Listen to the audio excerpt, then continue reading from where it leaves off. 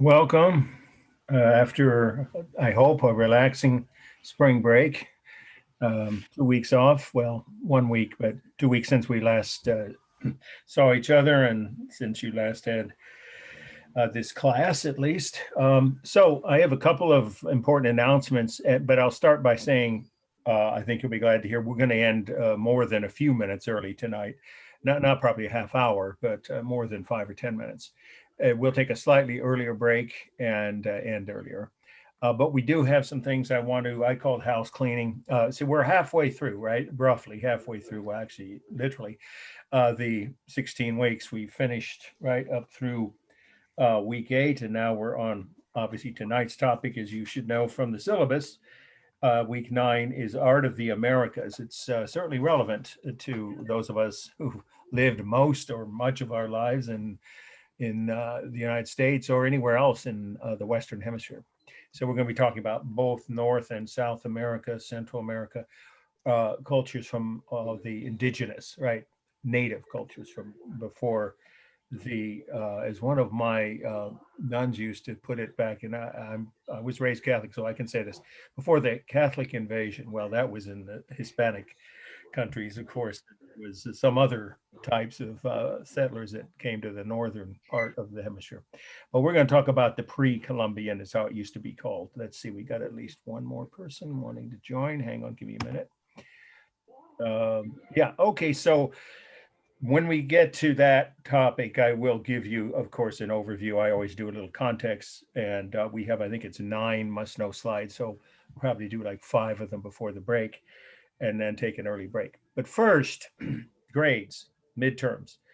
I've graded all the midterms that I got, or else the readers have given back to me, and I preview before I review, rather, all of the midterms that my readers send me, so that I double check it. Occasionally, I add a couple points, and if that is the case, I say so in the emails that I then forward back to each student. There were a few students in both classes, happens every semester, who sent their files in with their correct name, of course, on the test form, right, on the PDF, but email addresses didn't match what's on file with the JC. Well, when that happens, you aren't going to get your test back or your grade back unless you email me individually. That's only a handful of people. And so if you are one of those who did not yet, I finished up at about 4 o'clock today, sending all the remaining graded on time, of course, submitted on time, midterm PDFs to everybody, with usually just one line, at the top explaining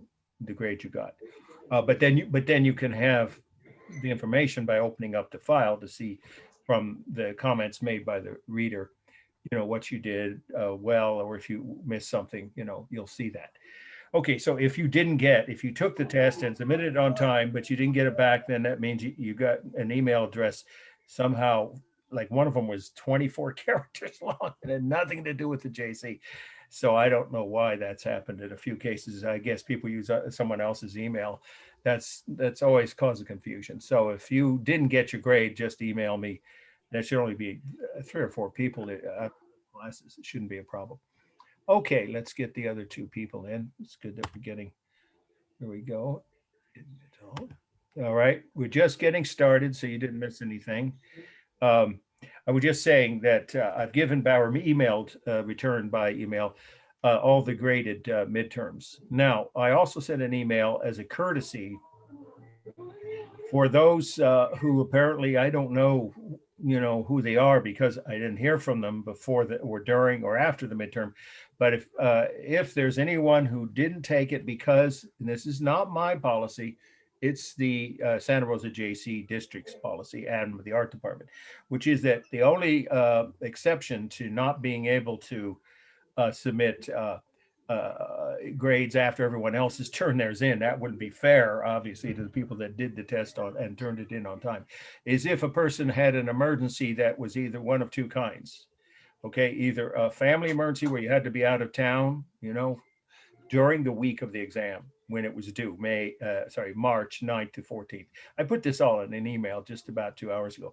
Or a health emergency. And the only way to verify that's fair is in writing, not a hand-printed note from your mom or your significant other, or your roommate. Of course, it needs to be something clearly professional, like a doctor's visit, or prescription for some kind of a drug or medicine that you needed to take, or an airplane ticket showing you had to go out of town for some family urgent business or something. So something like that is the only exception. Now, if anyone in tonight's class falls into that category, they need to email me the visual evidence in, it obviously should be a screenshot to be the easiest, of whatever it is in writing that verifies that they physically were unable to take the exam, in which case I will contact them get back, and we're not going to do that now, but obviously that should be private, and tell you what your alternative assignment would be to make up the missing 100 points. But that doesn't apply to people that took the exam and didn't do well. What can I say? Then that's not fair to the people that did take it and, did as well as they could. Everyone, I'm sure, did. So it's only if you didn't take it. And I didn't, have any evidence of anyone yet telling me, but there could be a few people slip through the cracks. It happens because of some emergency that happened, and they just, for some reasons, forgot that there was a midterm due the week of March 9th or 14th. So if that applies to anybody in either of my two classes, you have the information. I already sent an email. You should follow up. Now, also for everybody now, grades, anytime, any day, give me 24 hours or so to respond by email, of course. I can give you your total points. I've already done that for several people just today. Obviously, total added up to whatever letter grade you would have as of the point at which you email me, including any extra credit. But hardly anybody's done more than 10 points extra credit. So anybody who's thinking they might need a little margin of extra points, extra credit for, a safety, for a cushion, you have till final exams week, and you have up to 50 points total. A few people have, and I can see, for instance, won't mention names, but some people have already taken advantage of like say 20 points, but nobody's done 50. So if you don't think you need it, you can just ignore that. But time is starting to wind down with less than 7 weeks before the exam. So if you think you might need that, especially if you got your midterm back and it wasn't as good a grade as you hoped, or your paper wasn't, you have plenty of time, and you can contact me directly if you don't remember what the options are. I'll probably send an email, general email, 2 more times, but not this week. I've got too much else to do, but sometime over the next week or two, and again before the final, reminding people what options exist for extra credit, for anywhere from 5 to 15 points for each option and what they are. Okay, but for now, if you have a question about extra credit, you can ask me now, right? At the end of class, when I will stay, as I always do, for any questions, sort of my unofficial office hours, or by email. Okay, so those are the main announcements. Let me ask now if anybody has, I'm going to do the full screen here thing. Okay, anybody has any questions about anything I just mentioned regarding midterm or the, let me get rid of this graph here. Whoops, that's not what we want. Get rid of that. Whoops, that isn't what I wanted. I jumped. Okay. Anybody have any questions about grades, extra credit, or the midterm? Because I explained, I think you'll see the readers are very thorough about this, explaining when you miss something, what was missing, and you can do the math. Once in a while, even I occasionally don't add things up correctly. It's rare, but it does happen. But I did double check, like I said, all of the total scores before I sent them back. And you'll see a few of you got, 2 or 3 points added for what? For instance, melancholia. I'll bet a couple of you noticed that. One of my readers, I told all 3 of them, but, they're busy too. After all, they're mostly full-time college students and working, all 3 of them full-time. So, I think one of them just spaced it out and took points off if you spelled melancholia, right? That was the Albrecht Dürer engraving that was on the slide identification section of the midterm, the German way, which I told you could. So I gave those points back to those people. So that's one example. But anyway, I covered everything pretty thoroughly before I checked, everything, before sending you guys your grades. Okay, any questions? Because you still have the chance to ask them at the end of the class tonight, of course, or later on by email. All right, so let's do this. I think I have this right to get. Oh, no, I don't want to end the meeting. What? Try to get rid of that box there. Why won't it just go away? Let's see. Um, Usually it does. Okay, I think it, yeah, minimize. Okay, there we go. Oh, I cannot minimize during it. No, that's news. I thought I could. All right. Well, I guess I'll just have to leave that there for now. For some reason, it's just not going away. But you can all see the main screen. And once we get to the slides, they'll be full screen as usual. Okay, we're going to talk about art of the Americas. Now, that phrase obviously should be self-explanatory, but it might not be. You know, this is true. I'm not dissing my own country, my own culture, or any of my students or my fellow, teachers. But the fact is, Americans as a whole score among the so-called wealthier, quote unquote, whatever phrase you want to use, developed nations, usually the lowest or near the bottom on geography tests or scores relating to understanding and knowing the geography of other parts of the world. So hopefully this doesn't apply to anybody tonight, but in case you didn't already know, the Americas is this whole hemisphere, everything from, the northern tips of Canada and Alaska, of course, all the way to Tierra del Fuego, as it's called at the tip of South America. Now, we're not going to cover every country in one night, but we're going to cover quite a few places within that large chunk of the planet. By the way, does anybody have any idea what percentage of the human race's total population lives in this hemisphere as opposed to the eastern hemisphere, the other major half of the planet? Anybody have any idea? Yes.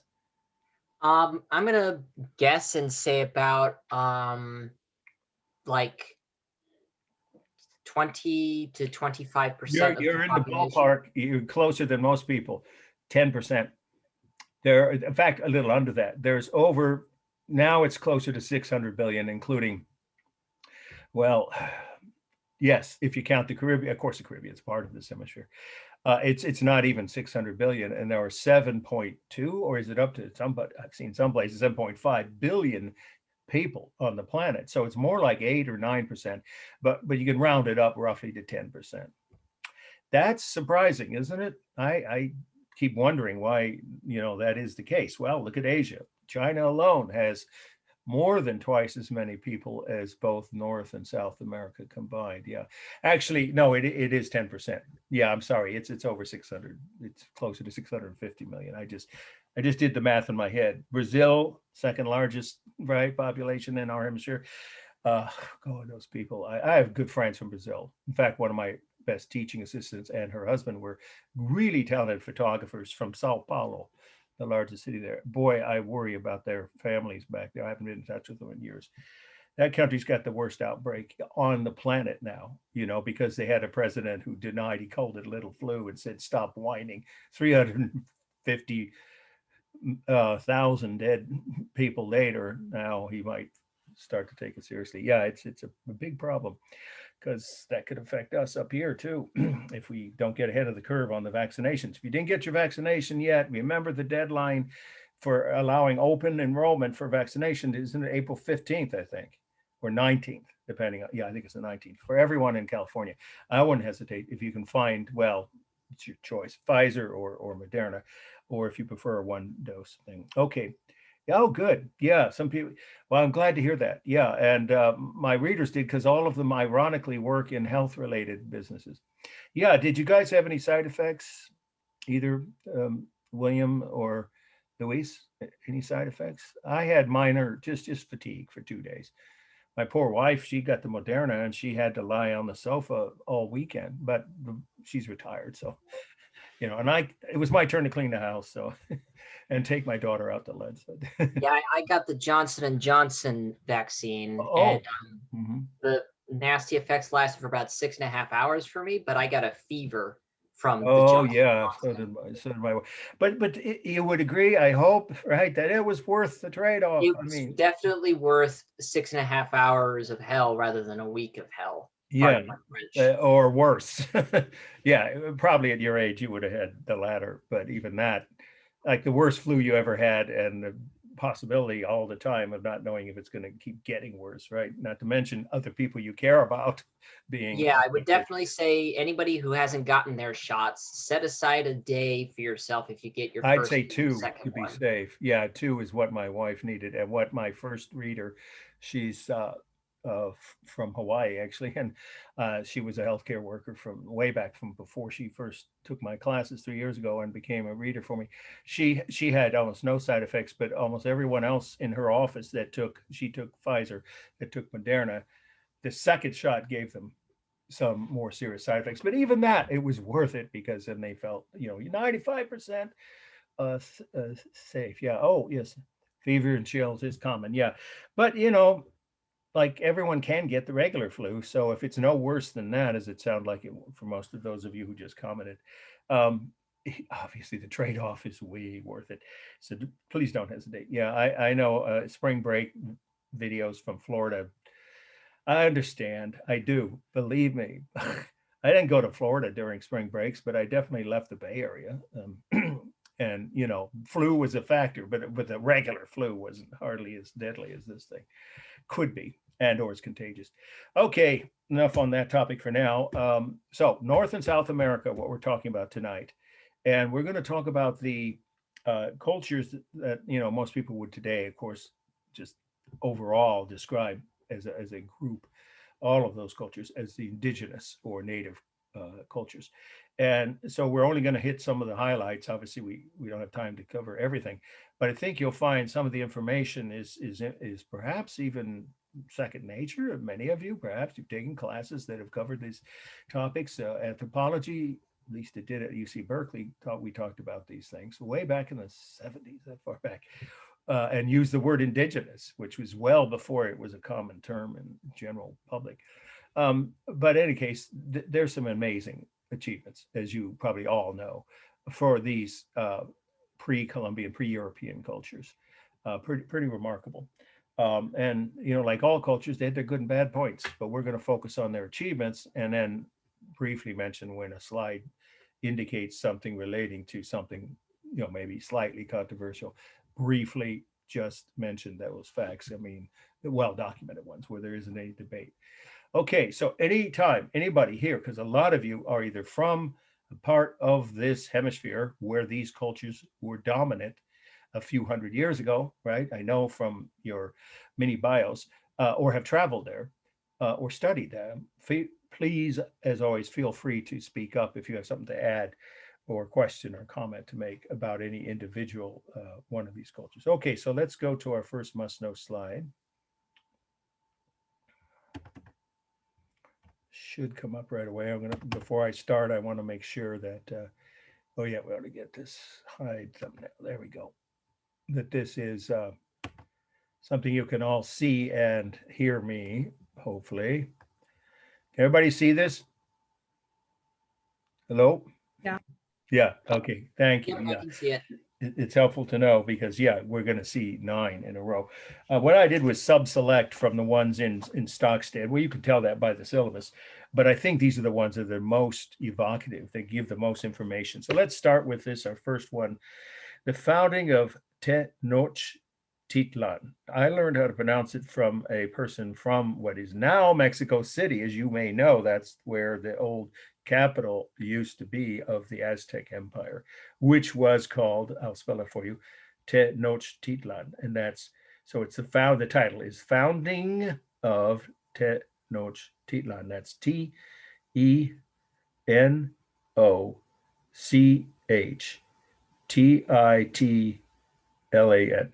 Tenochtitlan, Mexico, or Mexico, as we most English-speaking people say.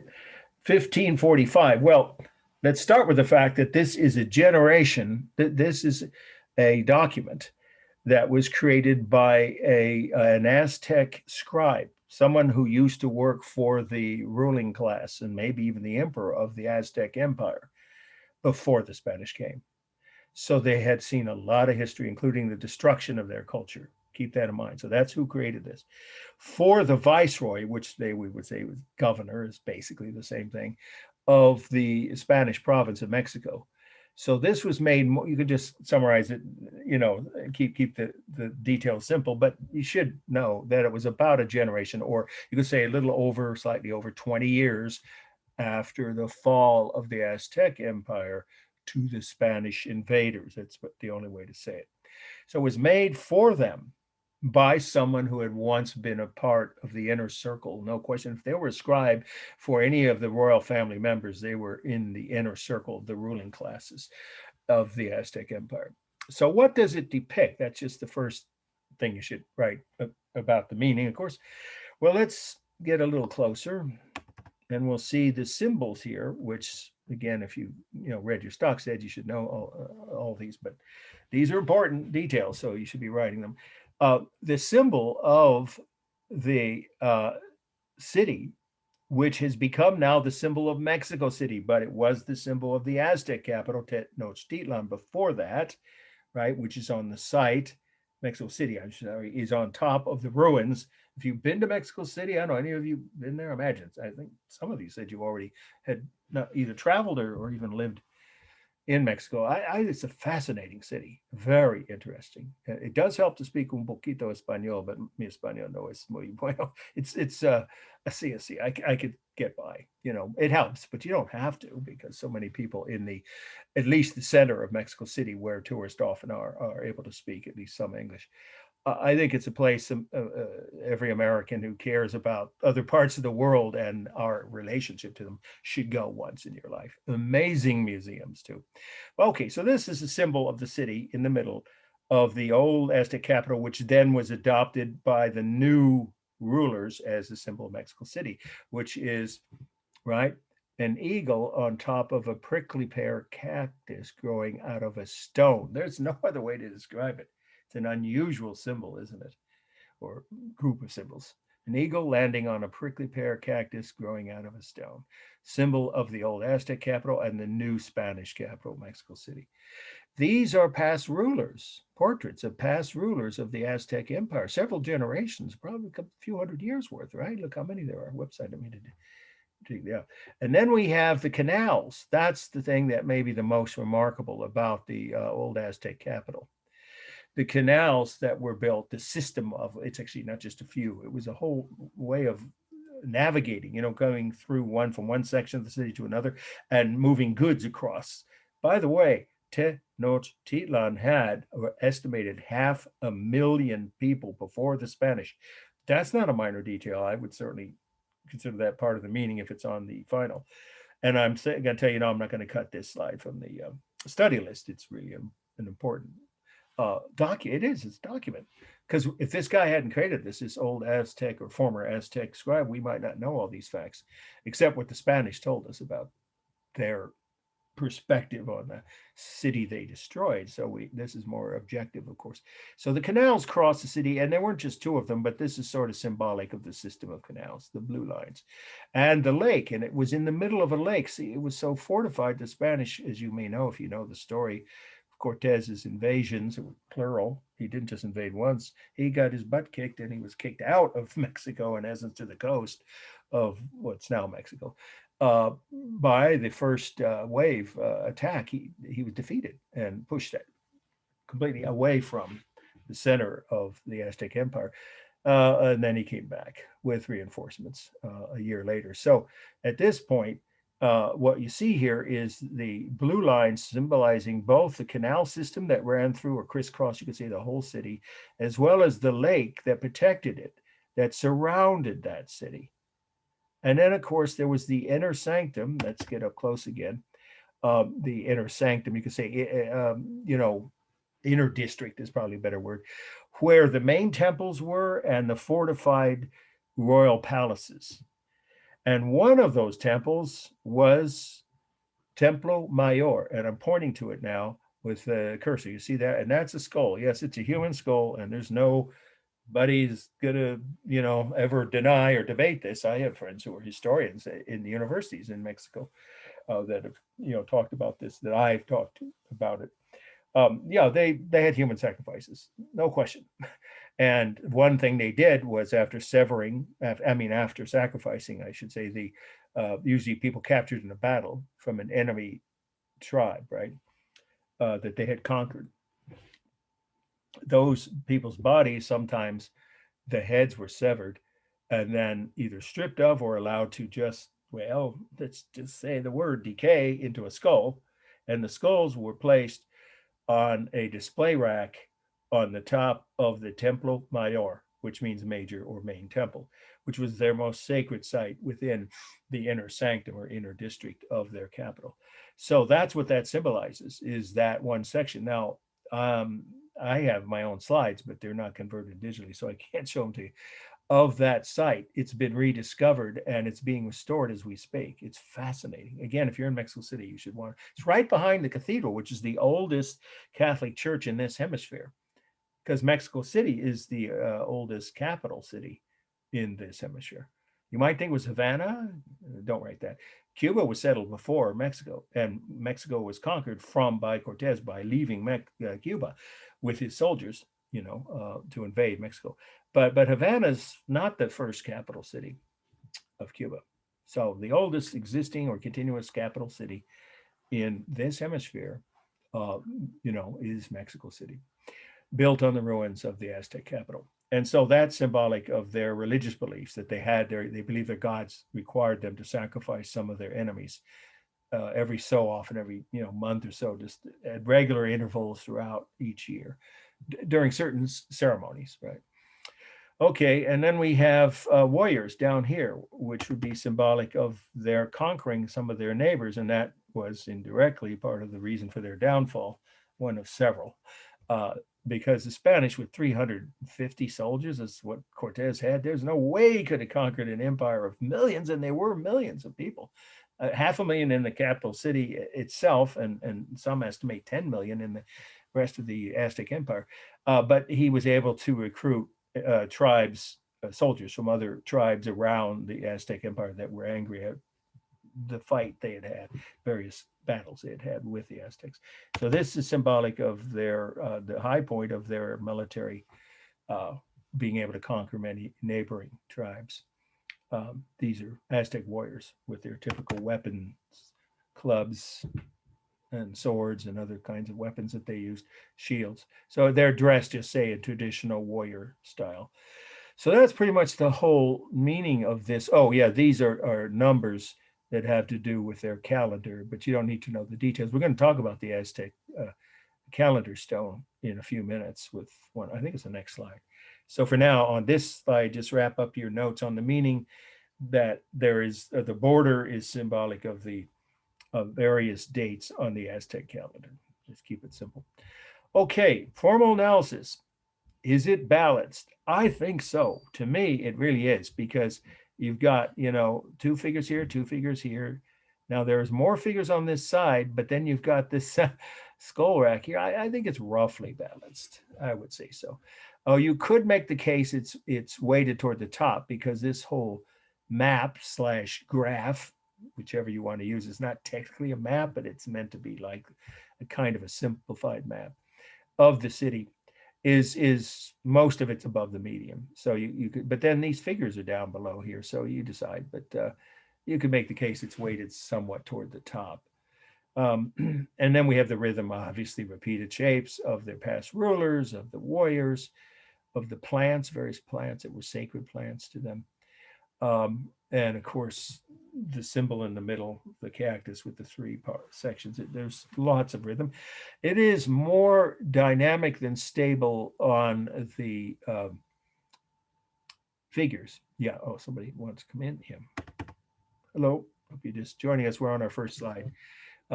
This is the again founding of Noch, Titlan. So to wrap up the formal analysis, we have these are. Let's get up close. Fairly stable figures, but the objects around them are dynamic, as is this entire central motif of the symbol of the city. And then these obviously diagonal lines are dynamic. So I'd say it's more dynamic than stable. The warriors clearly are, but the outer borders are stable, and some of the figures in the middle are. So it's both. There is little modeling. There is some on the eagle mostly, and well, on the cactus too. Yeah, there's some, but not much. On the rest of the figures, it's mostly just thin outline. On the canals and the border is bold outline. So you've got both kinds of line here. And then we've got, for space, the only techniques are overlapping, or the only technique is overlapping. There's no foreshortening or diminishing size on any of these objects. Colors cool on the graph, if you want to call it that, of the canals and the border. Obviously, that's cool. And the background is a cool off-white. It's faded a bit, but it was originally pretty much just a light, white, like paper type white. This actually is paper, well, parchment. And then we have the warm colors, of course, on the skin tones. And on the eagle, I'd say it's more brown than black, but you could make the case that it looks more like black, therefore, or dark gray, and that would make it neutral. So you've got both warm and cool colors. And the largest mass, well, it's probably the eagle, right? And then it looks like the warriors, because they seem bigger since they're standing than the past rulers, which would make them the third largest objects. Okay, texture. Yeah, oh yeah, I almost forgot. There is some on the symbol in the middle. Yes, definitely the eagle, and yes, even the rock and the cactus. But on the human figures, I don't really see, except on their hair. Down below, there is on the shield, so there's a little bit of cement texture on the two warriors, on their shields only, though, really. And the rest of the bodies are mostly just thin lines, outlines. Okay, let's move on to the next must know. Now, this is Templo Mayor. It's not a current view of it, I can tell you that, but it does give you all the details that we're going to talk about now in a modern artist rendering. Okay, this should be obvious. It's not from the Aztec era or anything close to that. It's a modern drawing, probably done by an artist for our textbook for Stokestead. But here we go. It's a must know. 2 words, the title. Templo Mayor. That's Templo, and Mayor is Mayor. Major or main temple is the rough translation. Mexico City. Now, see, we're saying Mexico City because that's where it is now. Okay. The current site is, of course, called Mexico City. Now, you could ignore, I've said this all the way through the semester. You don't have to use a little C in front of a date. We don't have the exact year, circa 1500. There's a dispute over that. I'll just go ahead and go. I try not to do things that cause any controversy or confusion between the textbook and the syllabus, or between my lecture and what Stokestead wrote. But there's evidence that the original foundation, I was there and I talked to archaeologists who were working on that site. I went back more than once because it was so fascinating, who say that the original foundation is 1350, about, again, circa 1350. We'll leave 1500 because that's probably the way it was completed as it looks in this drawing, just before the arrival of the Spanish. This is how it looks. So that's what you should start with on the meaning on those notes. You could say, this was how this temple, the main or major, or you could say most important Aztec temple in the capital city of Tenochtitlan, right? You could just say in the Aztec capital, how it looked at the time the Spanish arrived. There's no debating that. So it was a pyramid. Aztecs, of course, were famous for these wonderful stepped pyramids, as were the Mayans long before them. And even before the Mayans, the Olmecs, I don't know if you know, but if you take our point 1.1, I'm sorry, and I am doing this lecture tomorrow night, there are sites, archaeological sites, that go back over 4,000 years, as far back as anything in Western history, in the Mediterranean or Europe, urban centers. So I think I said this culture is, if I didn't, I should have at the start, but you don't have to write this, but that the Central American native cultures, the Pre-Columbian, as we used to call them, not just the Aztecs, but all of them together, going back to the earliest ones, the Toltecs and Olmecs. So the very earliest ones are among the 5 oldest urban civilizations on Earth. The others being, I think I've said it before, but I'll repeat them: India, okay, China, right, and Babylon and Egypt. Those all go back 4 to 5,000 years ago. Urban civilizations with cities and organized systems, you know. Okay, so what are we looking at here? We're looking at two temples where sacrifices were conducted. And here's some evidence of that. I think you can see there literally is some blood flowing down sorry, I meant to say the side of this um, temple. Well, it's really a pyramid. The temples are the two buildings on top.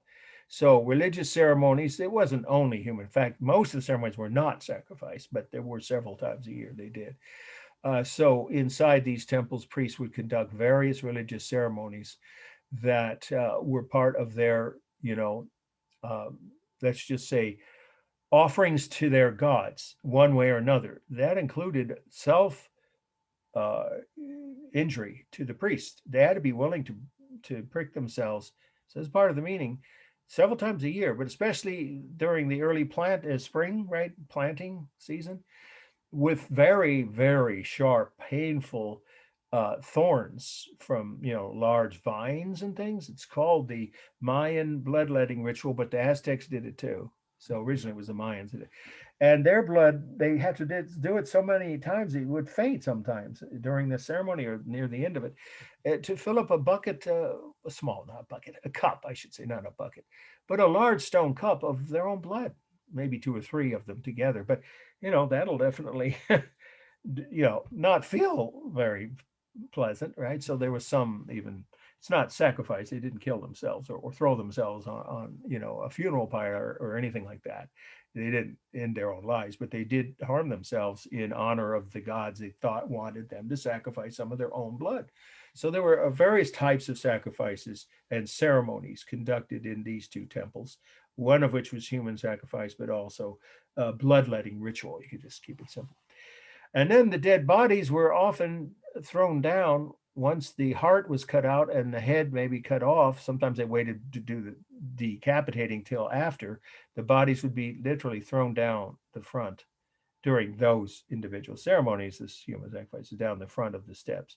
And then the rack with the skulls, which should be on here because I saw it when I was there, is right about here. I don't know why it's not showing up in this drawing, because this has been found. This part of the meaning now, probably the last thing, the main thing to write in your notes on the meaning of this slide. In the late 1970s, when workers were building or expanding, I think, the subway system in Mexico City, the Templo Mayor ruins were found, and they've been excavating and restoring them ever since. And it's fascinating. They're right behind the cathedral, which itself is pretty impressive. It's bigger than most European cathedrals. It's huge, on the main plaza in Mexico City. And then just behind it is what's left of the most important religious site of the previous culture. It's layers of history is the phrase that archaeologists would use for that. And you can just see it's open, and you can walk around and talk to the people working on it. At least I did, if you speak Spanish. Okay, so that's pretty much the whole meaning on this. So let's now go do a formal analysis. Let me take a quick little bit of a drink for my throat here. Coffee. All right, so we have now a structure that obviously is wider at the bottom, gets more and more narrow as you get to the top of the two tapered, aren't they? Both of these two temples on top of the pyramid, everything's tapered from the ground level up. So it becomes obviously narrower the farther up you go. So it is unbalanced, of course, towards the bottom, but it's symmetrical enough, the pyramid itself anyway. So I would call it mostly bounced left to right, but actually this is what we believe the height of these two wasn't equal, the height of these two temples. So in that sense, you could say it's slightly unbalanced toward the right. Okay, the textures, there's no similar textures here. There would be if you could get up close. You could see these are snake gods, but you can't see them on this drawing. So just say the textures here are all real smooth texture of stone and tiles. These are painted tiles here. And of course there's paint. It's red and blue paint on the outside. And those colors, well, mostly cool on the structure, obviously, an off-white or cool grayish white, except on the temple, the larger or taller temple to the right. Those colors, of course, are warm. as is what a little bit of paint on the bottom two corners. Then we have the rhythm of the steps. The step pyramid always creates rhythm. The steps themselves, you could say the sections or segments. The right word is tiers. Tiers. That's T-I-E-R, not T-A, T-E-A-R-S. Tiers or levels. You can say levels if you prefer. Those create, of course, they're the same shape, uh, each one, the same height even. Uh, Obviously, a lot of rhythm, but so, whoops, sorry. So does the stairs themselves, obviously. And then the two temples are roughly the same shape, if not the same height. Okay, and then we have modeling is just the shadows from the sun, of course. It's pretty strong, isn't it, the modeling inside these two temples? It has to be because it's so hot. It is really hot in Mexico City in the summer. Yeah, I was there in June, and then again in August. Well, it's definitely a very hot climate.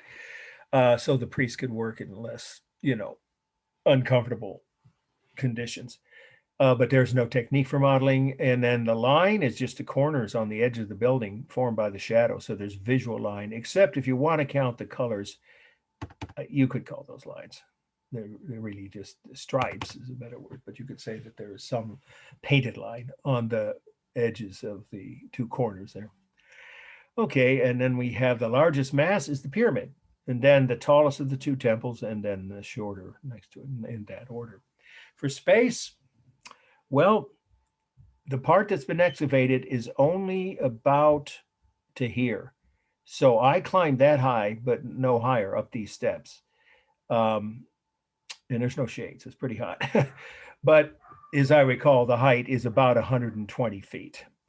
And then these two temples are about 20 and 30 feet, respectively. So we're looking at about 150 feet. This rounded, obviously, about or nearly 150 feet from the foundation, from the ground to the top of the roof of the tallest temple. It's about 150 feet. Okay, and then is it stable or dynamic? Well, pyramids are both. Obviously, it's tapered inward. I'm sorry, and obviously the stairs are at a diagonal, and even the two temples are. But on the other hand, the corners, right, and the overall mass of the structure, and the foundations of the building itself and of the two temples, those are stable. So it's probably more dynamic than stable. Okay. Let's see. I think we covered everything on that one. All right. This is a really important one. I won't cut it from the study list. If any of you may have enough of a memory of 2012, there was even a movie with John Cusack. I remember that as a single father scientist. That's always the way it is, trying to save his kids from the cataclysm. But that was supposedly about the Mayan prediction of the end of the world in 2012. But the Aztecs had a similar concept. So we're going to talk about that now. Okay, so here we go. The title of this one, remember, not cutting it from the study list, it's really important, is Calendar Stone, just like it sounds, two words. Calendar, Calendar, stone. Okay, and Mexico again, actually was found in Mexico City, and that was Titlan, but they're keeping it simple for you. So just the country will do Mexico, and you can ignore the little C, circa 1500. You'd think, being a calendar stone, they'd have the exact year that this was, created. But there is a problem with tracking the two different counting systems, time measuring systems between Western calendars that were used in the 1500s already since ancient Roman times, really, when the Romans invented the forerunner of the modern calendar. It's been modified, but it's basically the same calendar that the ancient Roman emperors had. And Pre-Columbian or Native American cultures used. So what is it? It is a massive piece of stone. I've stood right above it, looked down at it, took like slide after slide of it with a telephoto. It's fascinating. It's in a museum in Mexico City. It is about, or nearly 12 feet across. It's a gigantic stone calendar found during the excavations for that same project of expanding at least what I was read. Well, I'm not sure of that, but I think just say one of the construction sites in central Mexico City. It was found very near where the Templo is, Templo Mayor is what we just talked about. In fact, probably was originally housed there. So it was found near to the ruins of the Templo Mayor in the center of Mexico City by workers on a construction site. I think it was for their subway, but that's a detail you don't need to know. Anyways, found around 1979. If I recall, that was the year it was found. And it's been on display in a museum in Mexico City ever since. It's certainly worth going to that museum, the National Anthropological Museum, Museo de Nacional de Antropología. I think I said it right. I've never seen a better museum or as good a museum to cover any one country's own anthropological past as that museum. It's beautifully designed. It's laid out logically. The exhibits are breathtaking. Most Americans don't even go there. If they go to Mexico City, I don't know where they go. Yeah, probably just downtown, but this is not far from the downtown. I would go there. The National Anthropological Museum is. So it's on display there, and it has a lot of research now, so we don't have to guess what's going on. Okay, let's start with the fact that this has four, let's get up close, four quadrants. You can say boxes if you prefer, because that's what they look like, which have different images of various gods of the four sons that have died. And that's S-U-N. It's not S-O. Don't misspell it. Not people, but sons, meaning the belief. Here's why they do that. The Aztecs believed that their gods had created the universe four times before the present time, before their time. And each time they destroyed it because it wasn't satisfactory. The gods weren't happy with what they created. Interesting concept. A little bit like the Great Flood and Noah, right? Okay. Every religion seems to have something like that. So they believed that there had been four previous universes and four previous suns that shone on what is now the earth, and each one had been destroyed out of dissatisfaction, you can say, or even anger from their gods, by their gods, because they weren't happy with it. And so the Aztecs figured that they were closer to being what their gods wanted the human society to be like. Okay, so that's what these four things symbolize. Then this is one of their main gods here. The sun god of the underworld would be, I guess, when you die, of course, or after this life, whatever happens to you, you might see or meet this god. And it has a flint stone for a tongue. Isn't that interesting? And these would be its claws. They don't look like claws to me, but that's how they're described in the text. Okay, and then this is symbolic of the rays of the sun. Again, this might seem strange. They look more like tents or even perhaps teepees from Plains Indians, but they're not. They're supposed to be symbolic. Well, actually, I'm sorry. It's just these ones. Yeah, the larger ones are symbolic of the rays of the sun, as they believe the sun god was the most important god to them. And then down here we have a different god. Well, equally important, I should say, equally important, were the two main gods that are both displayed here. The one in the center, already mentioned, but this is the version of sun god that would be occupying the underworld, below the earth, which you didn't know the sun shines down there, but that's what they believed. And then we have these two serpents. Fire serpents is what they are literally called, fire serpent gods. And there's actually flames stylized, though they are supposed to be coming off the backs, and they have human bodies coming out of their mouths. They've actually been devouring humans as a sacrifice. So these were very fearsome gods, and they are the fire serpent god. Now there's a name in the Aztec religion I can't pronounce, and I'm not going to try and mispronounce it. So you can just say these are symbolic of one of the two most important gods to the Aztec religion. I already mentioned one being the sun god, or variations on the sun god. There's a version of him that's up in the sky, another one under the earth. And then these are the other equally important ones, the fire serpents.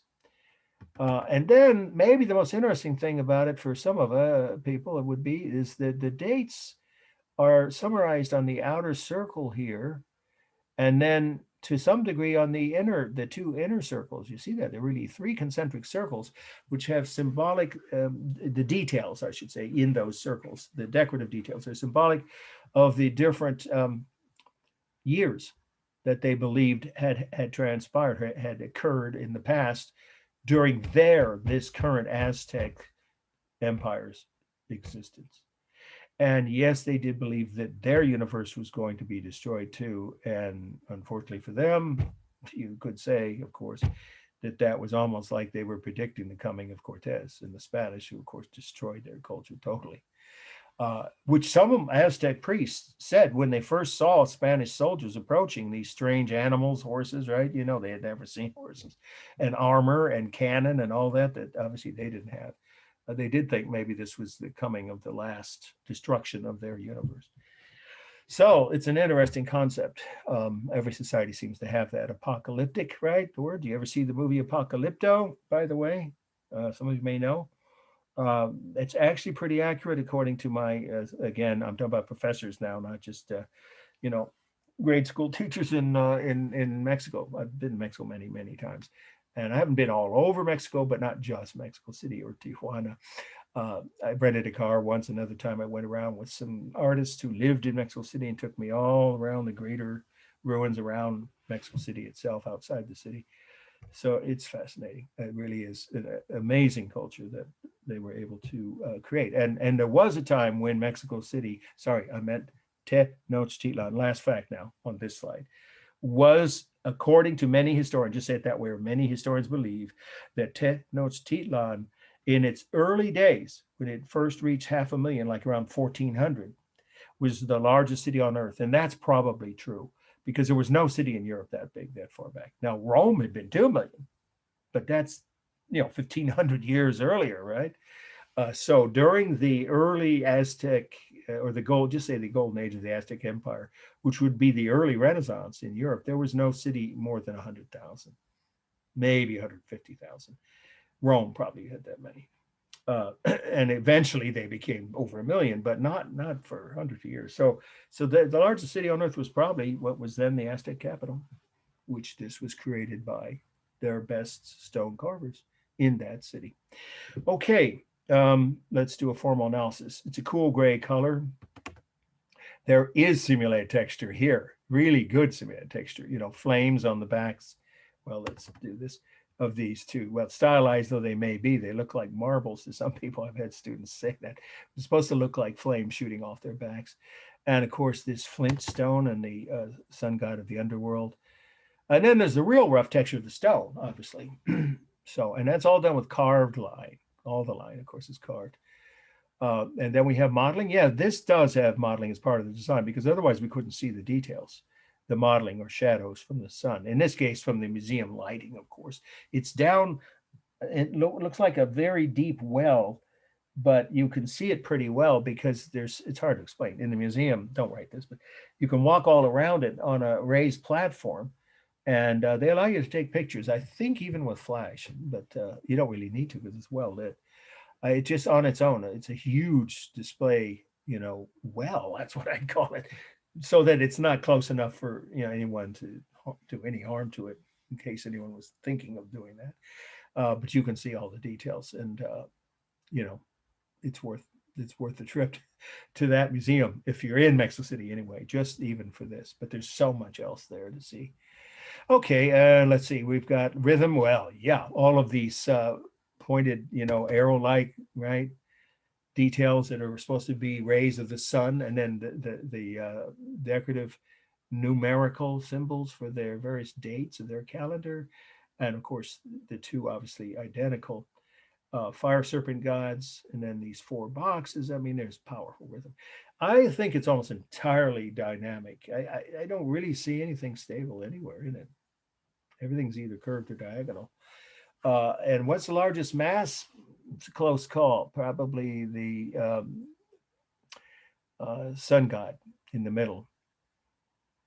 But that's pretty close. It might be equal with each of these two fire serpent gods. And then I would think the next largest mass would be these, if you count this as a single object, these four boxes with different gods from each of the four destroyed universes. Okay, and then what have we got here? Let's see, stable. Oh, for space, the only techniques overlapping of some, obviously the objects, the gods overlapping the background. And is it balanced? Oh, completely symmetrical. Yes, very well done, balance-wise. Okay. So I see people have comments. Is there anybody, the chats are great, but I usually wait till the break to read them because one time, I don't know if it's this class or my other class, where I stopped before the end of the first half and had trouble getting back on and had to reboot everything. So I don't want to risk that. Is there anybody with any questions among those who have been doing the chat back and forth, which I will look at during the break? Without trying to answer it by follow-up chat, but verbally. Anybody have any questions at this point? Would you Yes, would please you go ahead. say the two fire serpents at the bottom, could you put those together and make them like one mass? Or would they be Yeah, you could. That's, you see, that's why I'll give you guys the flexibility. I did that on the papers, and I will on the exams as well as in the next set of papers. By the way, when we get to the latter part of this semester, I forgot to make this announcement. I know it's a little bit incongruous, but we will have more emphasis on architecture than we've had before. And I sent everyone, but I will resend it because I know not everybody got it. Tips on how to write about architecture. And if you do that, I will be happy if you chose to write. I mean, you write about any work of art you want, but if you choose to write about a work of architecture, I will give you some, I can't help you write the paper. That wouldn't be fair to everyone else, but I can definitely give you advice and point you in the right direction for research. And then that handout was pretty specific. It was a one-page handout called Tips on Writing About Architecture. I'll resend that. And we will have one more book that I should mention. I meant to say at the beginning, the book I wrote on Julia Morgan, but there's some good news about that. You can either get it from the library if your budget won't allow. It's $22. That's all it is on Amazon. And if you want to know, I make about 75 cents from each copy. It's not about that. It's about the only book about Julia Morgan, our first woman architect. And her buildings are all around us. And I hope some of you would choose for extra credit, maybe just to go see some of those and take photos. There's some in Santa Rosa, some in Petaluma, and in Marin County. All over the Bay Area, really.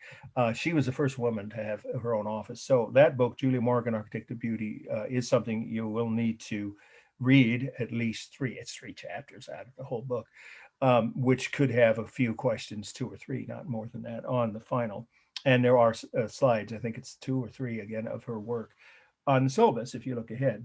So that's a heads up, but that's not until late next month, mid to late April.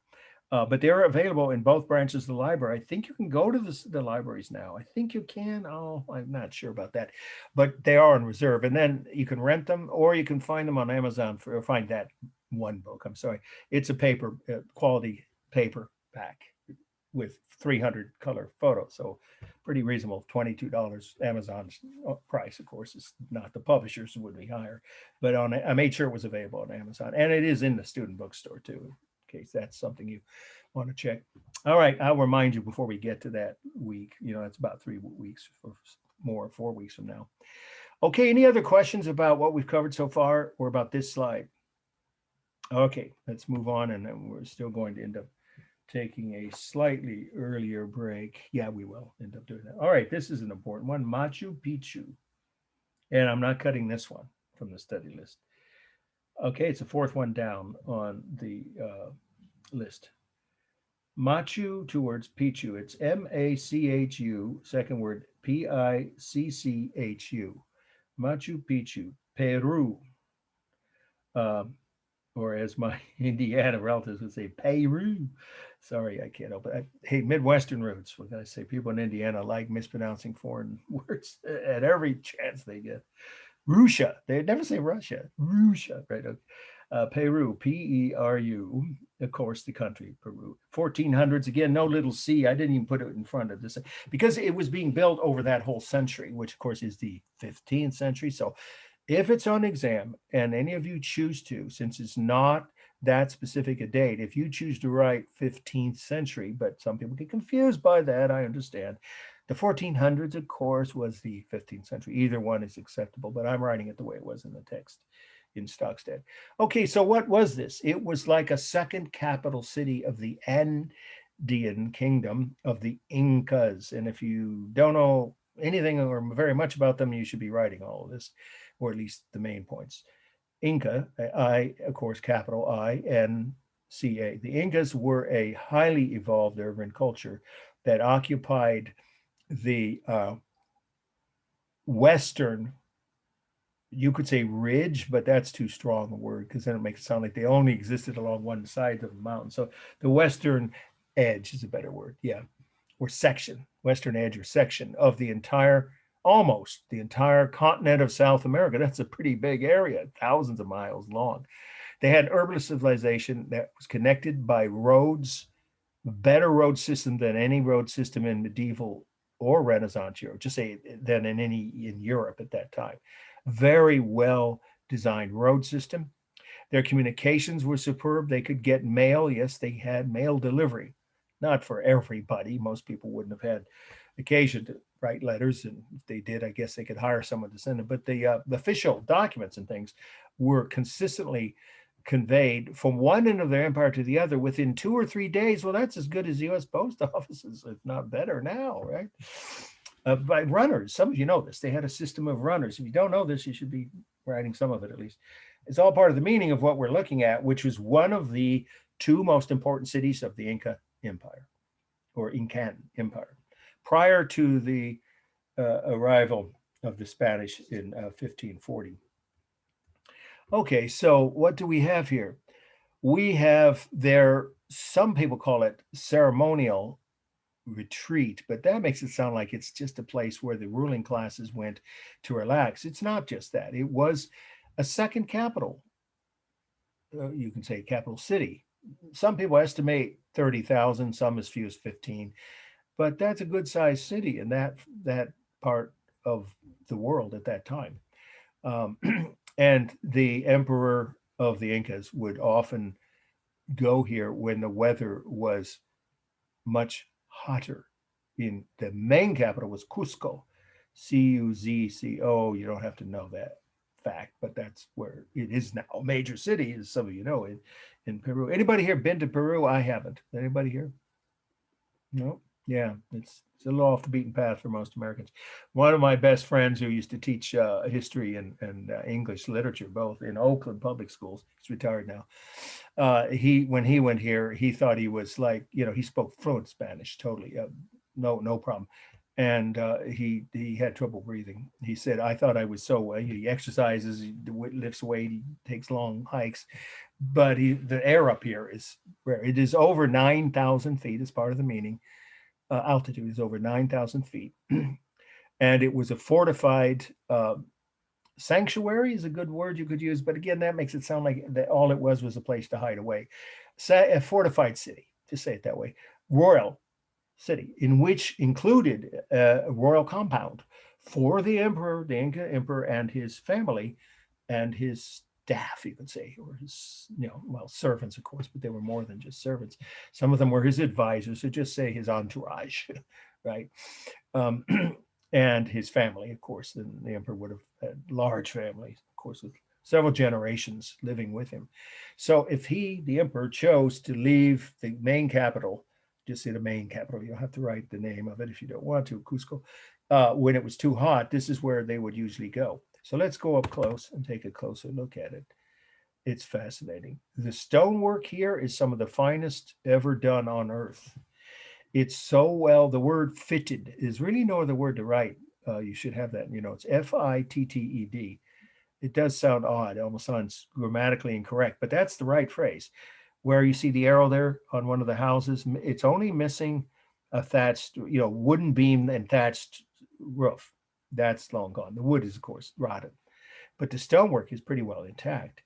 So these were hundreds of houses here with a large open plaza where major ceremonies were conducted, or you could say performed, during the time the emperor and his family and advisors were staying there. But the rest of the time, it was a functioning city. It was not only when the emperor was there did it have public events. And these are terraced gardens for agricultural self-sufficiency. It was self-sustaining.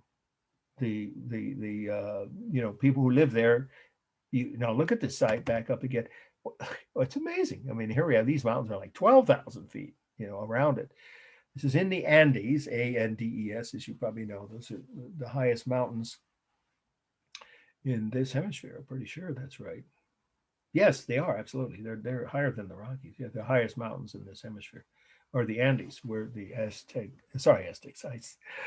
I apologize, where the Incas had their empire, and so this would have been very, very protected, of course, from any approaching enemy, but it also was a self-sustaining urban center for the population that was there, 12 months a year.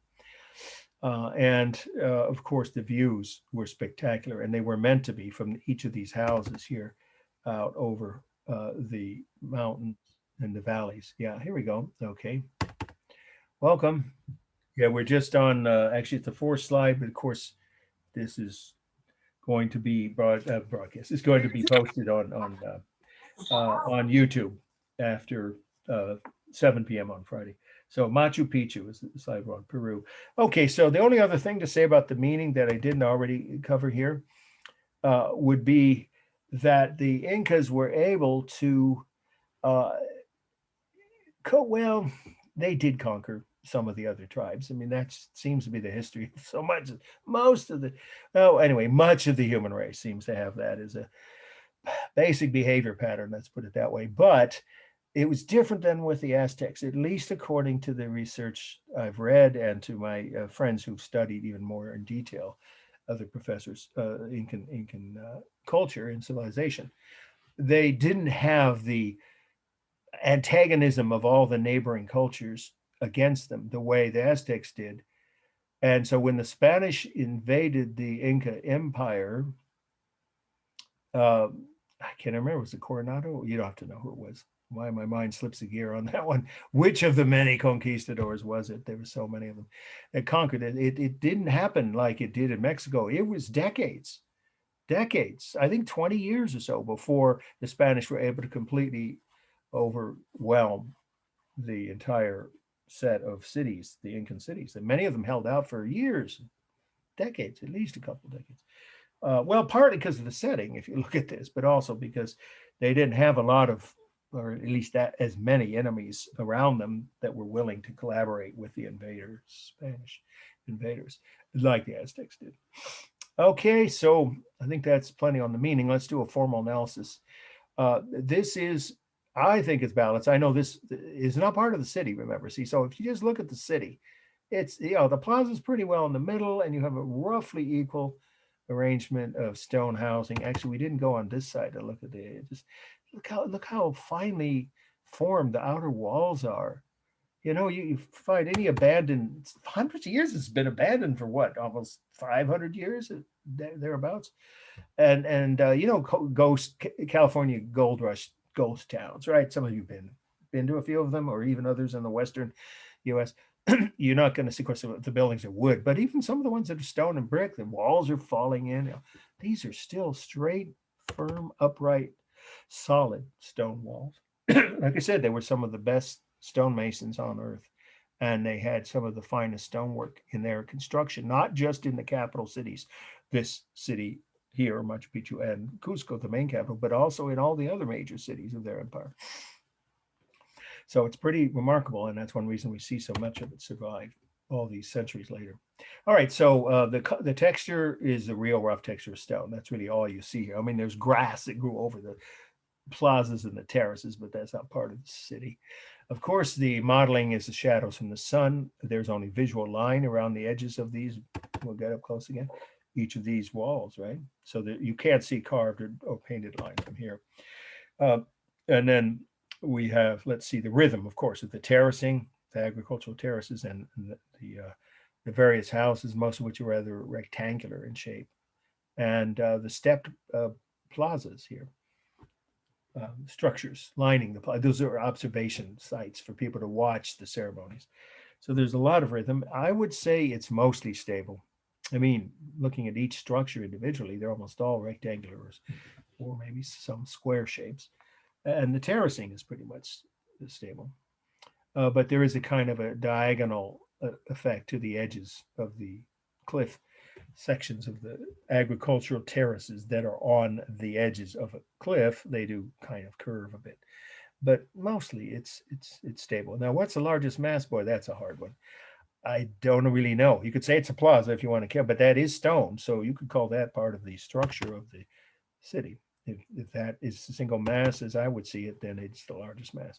And then probably the two closest, but well, actually this building here. Yeah, this looks like a large public building, the one to the immediate left of the middle or central area of the plaza. You decide what's third. Okay. Let's see. Color, texture, modeling. Oh, for space. Well, we're looking at structures of 1 and 2 stories. Some of them are 2 stories with no roofs because the roofs are long gone. Open structured, open walled structures. And they are roughly the tallest ones, about 15 feet in height. I'm going on what my friend that visited that said. I seen his slides too. Okay, so it's real space. There's no techniques for space. Okay, I think we covered everything. Modeling, mass, line. Oh yeah, I did say line is visual line, right? No painted line. All right, so let's go to one more and then we'll take our slightly early break. Actually, this one I think I took off the syllabus. Yeah, I did. It's an interesting detail, lovely pattern. I'll just briefly mention it's an Incan blanket. And we're going to see another one on the back of a miniature sculpture of the next must know of a llama. But this is much more, of course, substantial for human use, not for use with a small figurine. So for human use, yeah. But I didn't decide to keep it on the syllabus because we have, I think, enough other slides for tonight.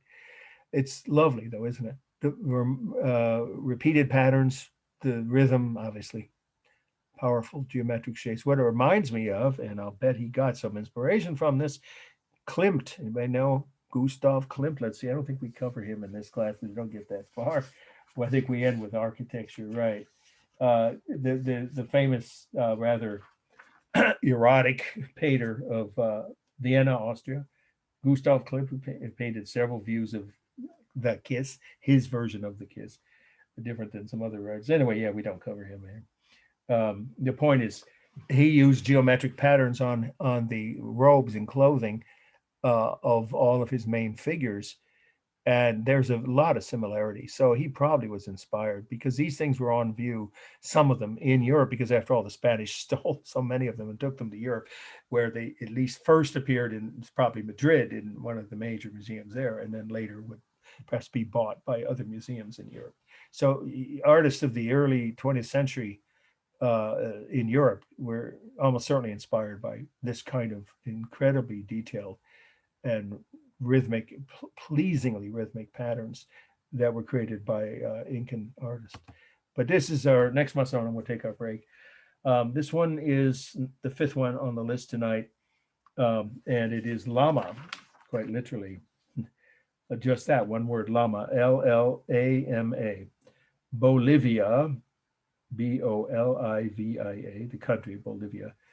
And the little c you can ignore again, circa 1400s. Again, if it's on the test and you want to write 15th century, that would be okay.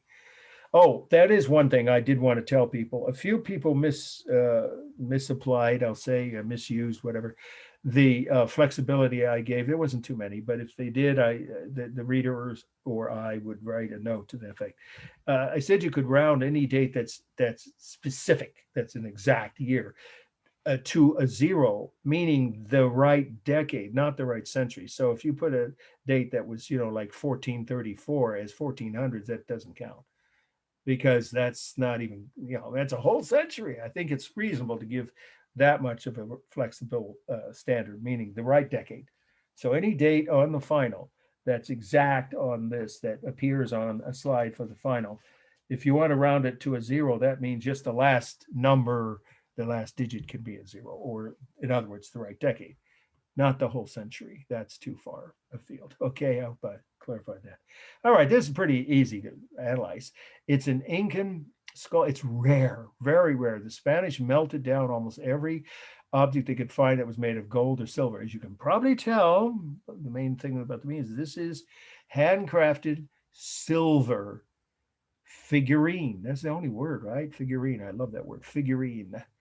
About 9 inches, both in height and width, from the tip of the tail to the tip of the nose, and from the feet to the top of the ears. Both ways is just about rounding it off, about 9 inches in each direction.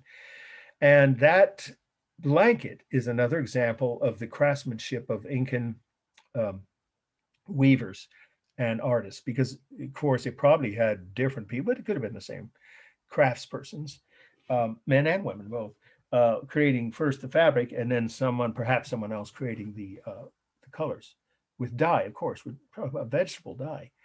But it's the quality of the personality of this animal. I don't know if anybody ever went to the Harvest Fair in Santa Rosa at the county fairgrounds. Anybody here?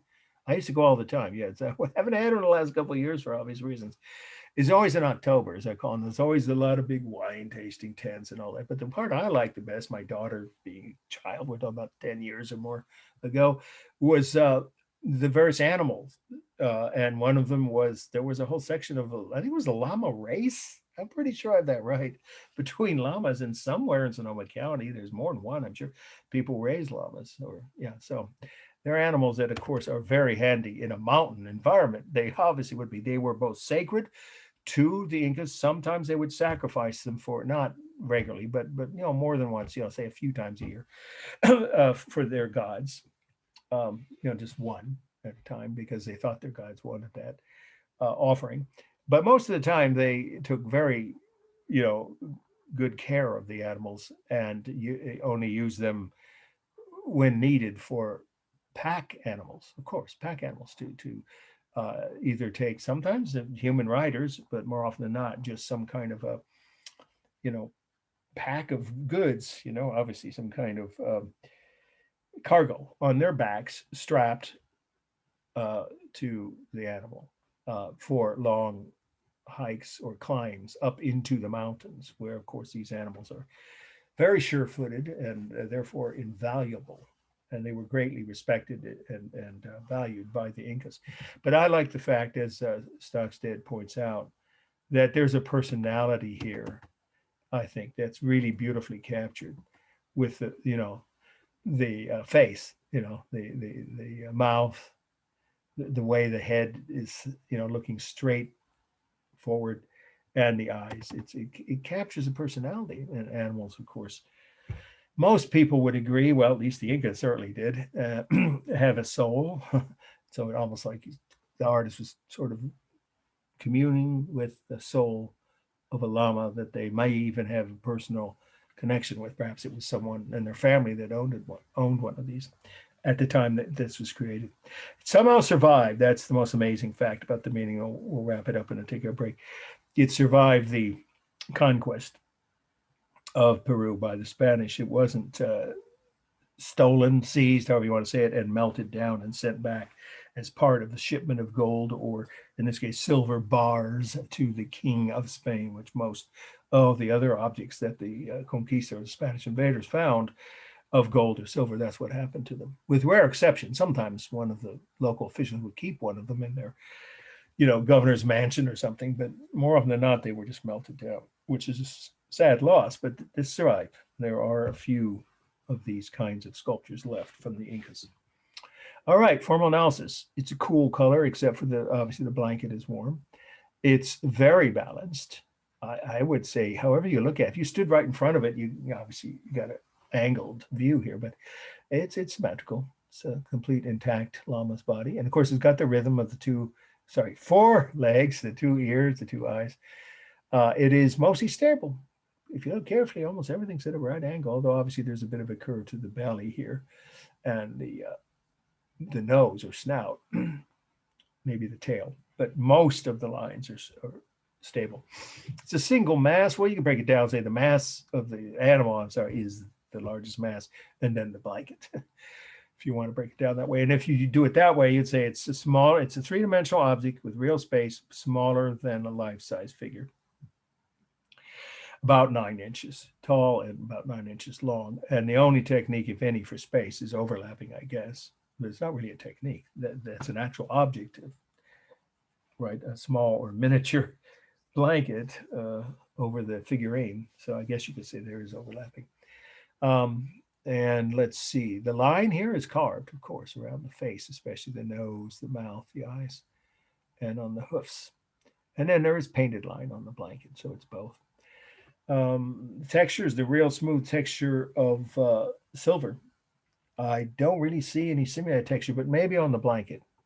In fact, that's probably the material they would have used to make a real blanket. So you could say it's the real texture of the blanket and the real smooth texture of silver.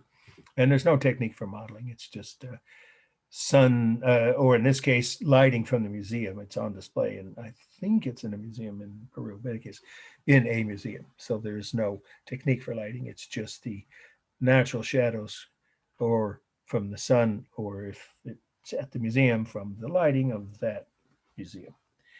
Okay, any questions at all about this? I think we're going to go ahead and take our break now. And what time is it? 7:53. So if we go, let's go ahead and make it 10 after. How's that? 10 after. We're still going to end, oh yeah, easily 15 minutes, maybe 20 minutes early. But we do have some important slides to cover after this. In fact, 4 that are from North America. I mean, from what's now, north of Mexico. And I think you'll find those interesting. And at least one of them might appear on the final. So don't go away. Okay, I'll see you all in 1 hour. It's 16 minutes. Okay, here we go.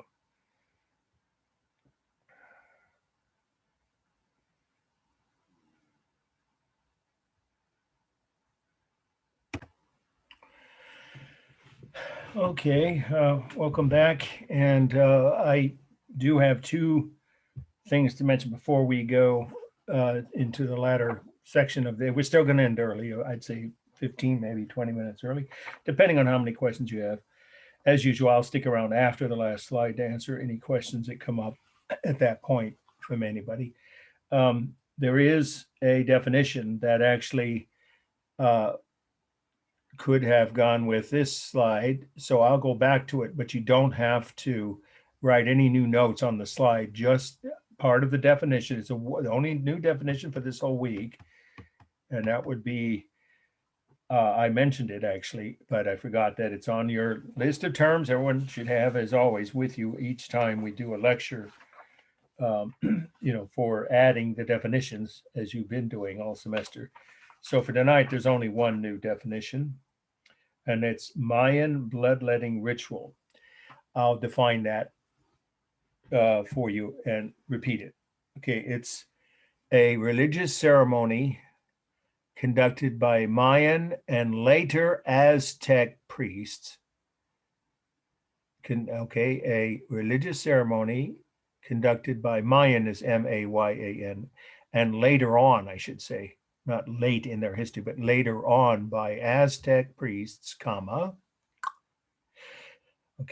in which the priests pricked themselves with sharp thorned plants multiple times, in which the priests would prick themselves with sharp thorned plants to draw their own blood into a stone cup and then pour that blood over the side of the pyramids, of their pyramids, as an offering to their gods, and then pour that blood over the sides of their pyramids as an offering to their gods.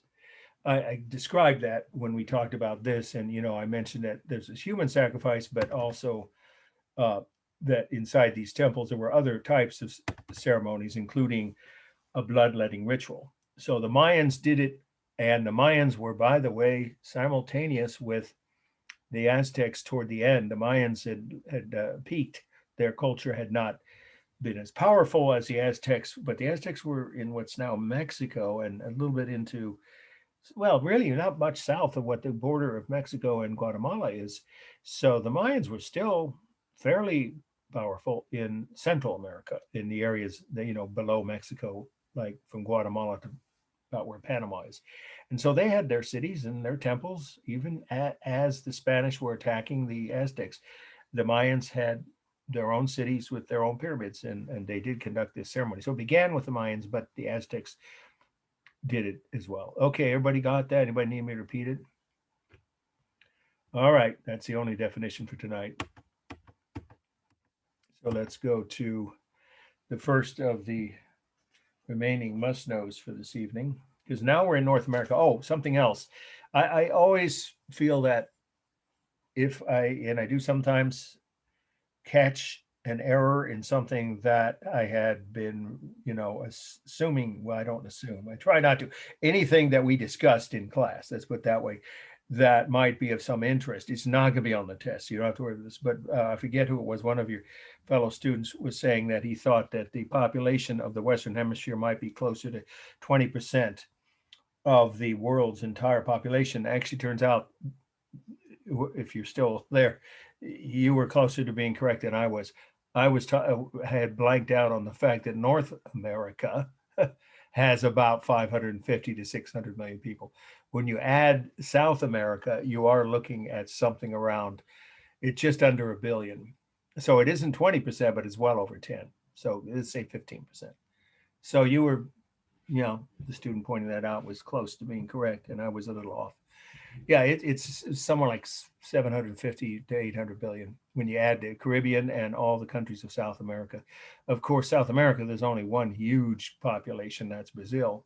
And the next biggest is Argentina with under 50 million. But there's several countries with tens of millions in South America, so you got to add them in. So it's about somewhere between 3/4 of a billion and 800 million, and that is well over 10%. So somewhere between say 12 and 15%.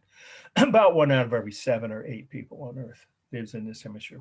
It's still a small percentage. Okay, let's get to the notes for the meaning on this next must-know slide. 2 words, a title: bandolier bag, BANDOLIER, bandolier bag, just like it sounds. Second word. Location: Kansas. Of course, that's a modern state in the United States. Kansas, 1860.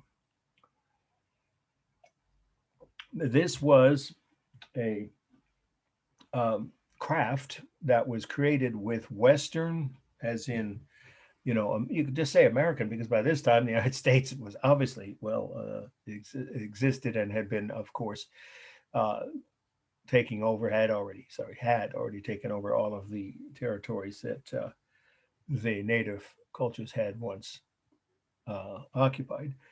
So these crafts on this bag and on the sash, which goes over the head of a warrior and would be worn into battle. It's a very complex item. It's very elegant. Of course, we'll talk about the details in a minute. But the function of it is actually for warriors to carry into battle their ammunition in the bag. Because by this time, of course, the wars, battles, fights, however you want to say that, between the native tribes and American, European settlers, because of course it happened in Canada as well as the United States, were mostly conducted on horseback and with rifles by both sides. So what you have were armed Native American warriors in what's now Kansas, who are using, European style weapons and ammunition. And the craftsmanship of this is some kind of a unique blend between their own indigenous craftsmanship, going back centuries, that would have been, weaving patterns for blankets and things like that among the tribes of the plains. These are the Plains Indians. I'm just using the general word. You don't have to know the exact name of each of the tribes for each of these works of art. That's a lot to memorize. But the Plains Indians, of course, they were mostly nomadic. Well, they can't really say that. They were semi-nomadic is a better way to say it. And they were great warriors, of course. And they had used horses and rifles to defend themselves, or as often was the case in fights with other tribes nearby, for centuries. So this was nothing new to them. The idea of a ammunition bag or bandolier bag. That had been used by European warriors, soldiers in Europe for centuries, since the 1400s when the first rifles, that's how far back rifles go. Gunpowder introduced right in Europe by the Chinese, or from China, I should say, from China to soldiers fighting as far back as the 1400s. There were rifles already that far back. Okay, so but what this is very much of a specific, the details of the patterns themselves of a Plains Indian cultural imagery. You have these geometric patterns here. They look to us like an X, but that's not what they would have thought of. And then these floral petals, they look to me like almost like either an iris or a tulip. I've had some students say, or even one or two wrote papers about this work. They look a lot like tulip blossoms, but not to me. Tulips opening up, after they've fully opened. But I think of them as more closer to irises. Just say floral. You just keep it simple. So the various Native American floral patterns, which are done with outlined with beads, right, and fabric, stitched fabric and beads, glass beads, right, which the beads themselves and even some of the fabric would have come from trading with the Western, settlers and trading posts on the frontier.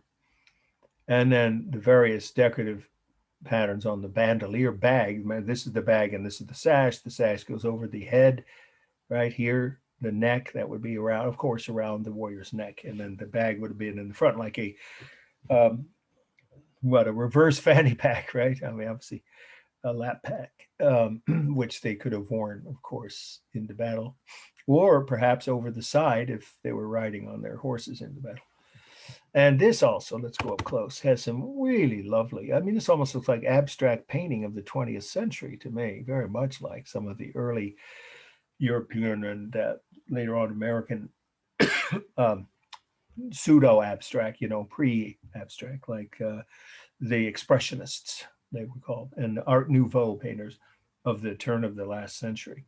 It's very, and of course, it's way before that. So don't write that that's what it is. It's just similar. It has a similar appearance. These geometrically pleasing patterns and rhythms created with the colors, of course, alternating warm and cool. We'll do a form analysis in just a couple of minutes. And then the fabric, which of course they would have obtained from probably a trading post on the edges of their, or just outside their territories. Not all the Plains Indians by 1860 were on reservations. Not long after, certainly within the next 20 to 30 years, they were forced, all of them, onto reservations if they hadn't already been. But at this point, many of them were still roaming the plains, the prairie, some people call it, fairly freely, west of the Mississippi River. Of course, if you don't know, Kansas is dead center of the United States, right? It's right in the middle, but it is to the west. Therefore, it's the Western Plains nomadic tribes that would have created these kinds of works of art. It's in a museum. By the way, just a tip, don't have to write this, but if you're ever in Chicago and you've heard of the Art Institute, where the greatest collection on this side of the Atlantic, outside of France, of Impressionist paintings in the US, is absolutely greater than any, even the one in New York, as good as it is. New York, here it is, we'll tell you that, isn't as wonderfully complete as the one in Chicago. But if you go to the Art Institute of Chicago, don't just look at the paintings, as great as they are. Go see the native cultural collections from all over the world, indigenous art. Each section, each continent has its own section, I should say. And there are several like this. Bandolier bags are even fancier than this on display, intact from 152, 300 years ago. It's very interesting. Okay, let's do a formal analysis. Completely symmetrical, of course, right? I mean, it's meant to go around the two shoulders of a human adult male warrior. And this is right in the middle. Now, the largest mass, I guess you can count this as a single mass, I would, in which case you would say that's the largest mass, and then the bag. It's just two masses. There's no technique for space here. This is about 4 feet here, and the bag is about something a little under 2 feet from top to bottom. So it's real space. You could say that the flowers overlap the backgrounds, the flower and the, we'll call them X patterns or geometric patterns that look like X's. you could say there is overlapping on both sides of the sash if you see it that way. And I guess that makes some sense. But it's real space, obviously, about 4 feet roughly from the tip of the sash to the neck piece, and a little less than 2 feet for the bag below it. Okay, and the rhythm is obvious. We already mentioned repeated floral shapes, geometric patterns, stitched lines, and of course, this is bold outline, beautifully done, bold outline. And the colors here, obviously alternating, again, very pleasingly. So I think everyone would agree with that, with the warm, cool, warm, right? And then neutral for the black background. And here again, we have warm, cool, warm, warm, cool, cool. It's just a very pleasing arrangement of complementary or contrasting warm and cool colors. There we go. And bold outline is just about everywhere on this. There is no modeling. And I don't know if there's really texture. I don't think so. It's a real texture rather than simulate. I meant to say real texture of the fabric and the beads, right? And oh, silk thread is also used, silk thread. And that's mostly, it would be on the details here. So, you know, this here, this fabric here, the silk thread and the beads are all smooth. Well, maybe the fabric is not so much smooth, but it's real texture. There's not really any semantic texture unless you perhaps think of these as somewhat evocative of floral petals or blossoms, I should say. And then you could say there's some, but it's not really simulating anything. It's obviously you see the actual real threads there, so it's pretty much all real threads. There's no modeling at all. I think I've said that, and yeah, it's the balance. This is roughly balanced. To me, this part here, if you count the top part, these sections, roughly equals where the bag is. So left to right, of course, it's totally symmetrical. So it is balanced both, I would say, both top to bottom and left to right. Okay, moving on. This is really fascinating. This is Hide Painting Battle Scene. Hide, H-I-D, of course, Hide Painting Battle Scene is the title, from North Dakota. And this one is actually from 17, well, no, let's just say 1800. We're rounding it off because we don't know the exact year. What we do know, though, is that this was, some say given, some say taken by Lewis and Clark on their expedition as part of the meaning. They were, of course, sent by President Jefferson, right, the third president, to explore the western portion of the U.S., which was part of the Louisiana Purchase. That's part of the meaning. That's how that happened. Of course, the French controlled that portion of North America and sold a big chunk of it to the U.S. Actually, it was Napoleon that sold it to the United States. So after the Louisiana Purchase, just keep it simple, as you may or may not know, but if you don't, you should write this. Our third president, Thomas Jefferson, sent an expedition. It wasn't just those two guys, Lewis and Clark. They ran it, but there were dozens of people on the mission, including, as you may know, Sacagawea. My wife's from Idaho. She's a real heroine there, of course. She was from that part of the Northwest, quote unquote, territories, unquote. And you don't have to have seen Night at the Museum. Maybe a few of you have. She's a character somewhat in that movie, the first of that series. But she helped accompany them for part of this expedition. But here they were early on. This is not long after they crossed the Missouri River. So let's just say early during their two-year-long trek throughout the western, or they called them then Northwestern territories. They would have encountered the tribes here that were illustrating a battle between them, the Plains Indian tribe that created this, and one of their enemies, in which they won this battle. So it's just, you could say it's just, it's decorating or describing, sorry, go, depicting. That's the word I meant, sorry. Depicting a victory of one of the Plains Indian tribes over one of their enemies. 3 years after the battle. And then it was either given or taken, there's some debate on that, by the two explorers on their expedition, Lewis and Clark, just like they sound. that made that expedition. And it ended up back at Thomas Jefferson's house in Virginia, and he admired it greatly. It's the, of course, tanned hide and painted onto the tan hide of a buffalo, giant, very large. This is about 9 feet from the tips of the two hooves or legs. Of course, the hoofs are gone, and about 8 feet from the tip of what would have been the nose to the tail.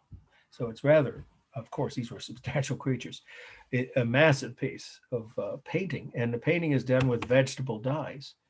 And of course, you can see these are warriors, some of them on horseback, some on foot, some with bows and arrows, some with clubs, and some with rifles. They had rifles by this time, fighting a battle in which the tribe that created this, the Dakotas, that's where the two states, of course, obviously North and South Dakota, where this was found, this piece was created, were named after that tribe, the Dakotas. And they had won a battle against one of their major enemies. You don't have to know the name of that tribe. So it's an indigenous, obviously, piece of craft, folk art or craft. And so let's do a formal analysis.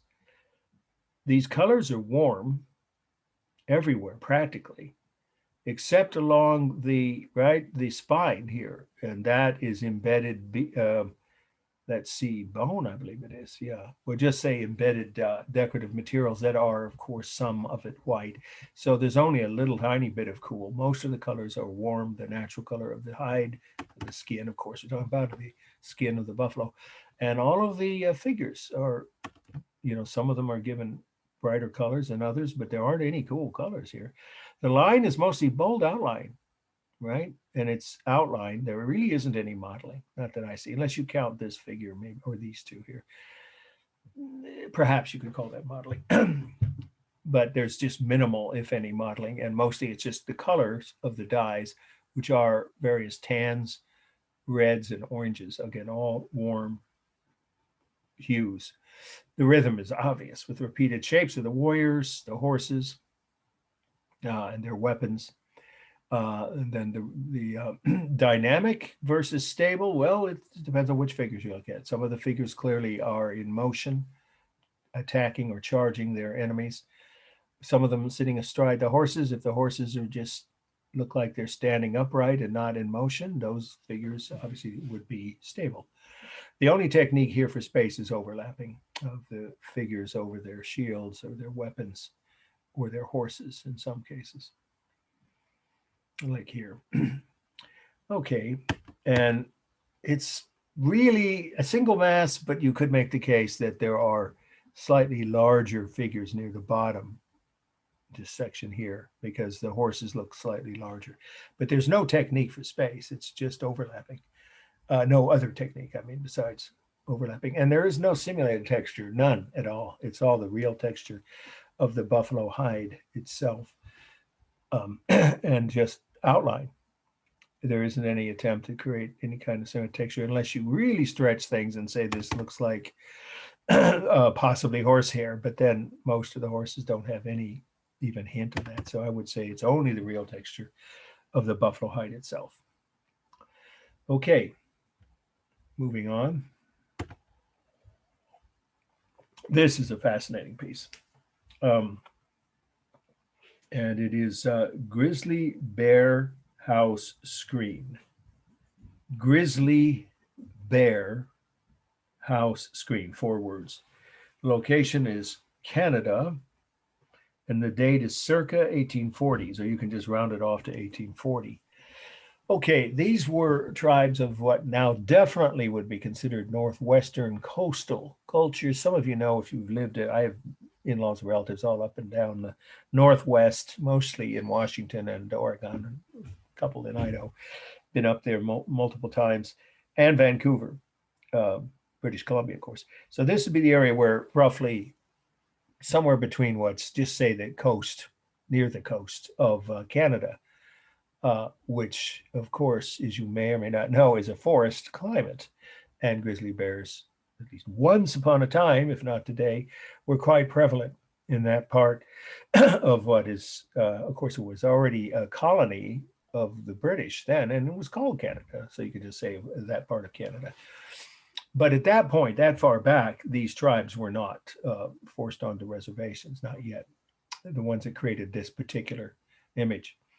So this is a, would be the local ruler. Today we might say, mayor, or even governor of a group of that culture, one of the tribes within the Northwest Canadian culture, coastal cultures. And they were very prosperous. They used to show off their superiority to each other by giving away gifts. And the more gifts they gave away to their rival clans or tribes, the more respected they were. It's the reverse of what you often think of as signs of who's the wealthiest, or evidence of which group or tribe, let alone family, has the most, goods. They gave away their goods in public ceremonies quite often at regular intervals, not just once or twice during a lifetime.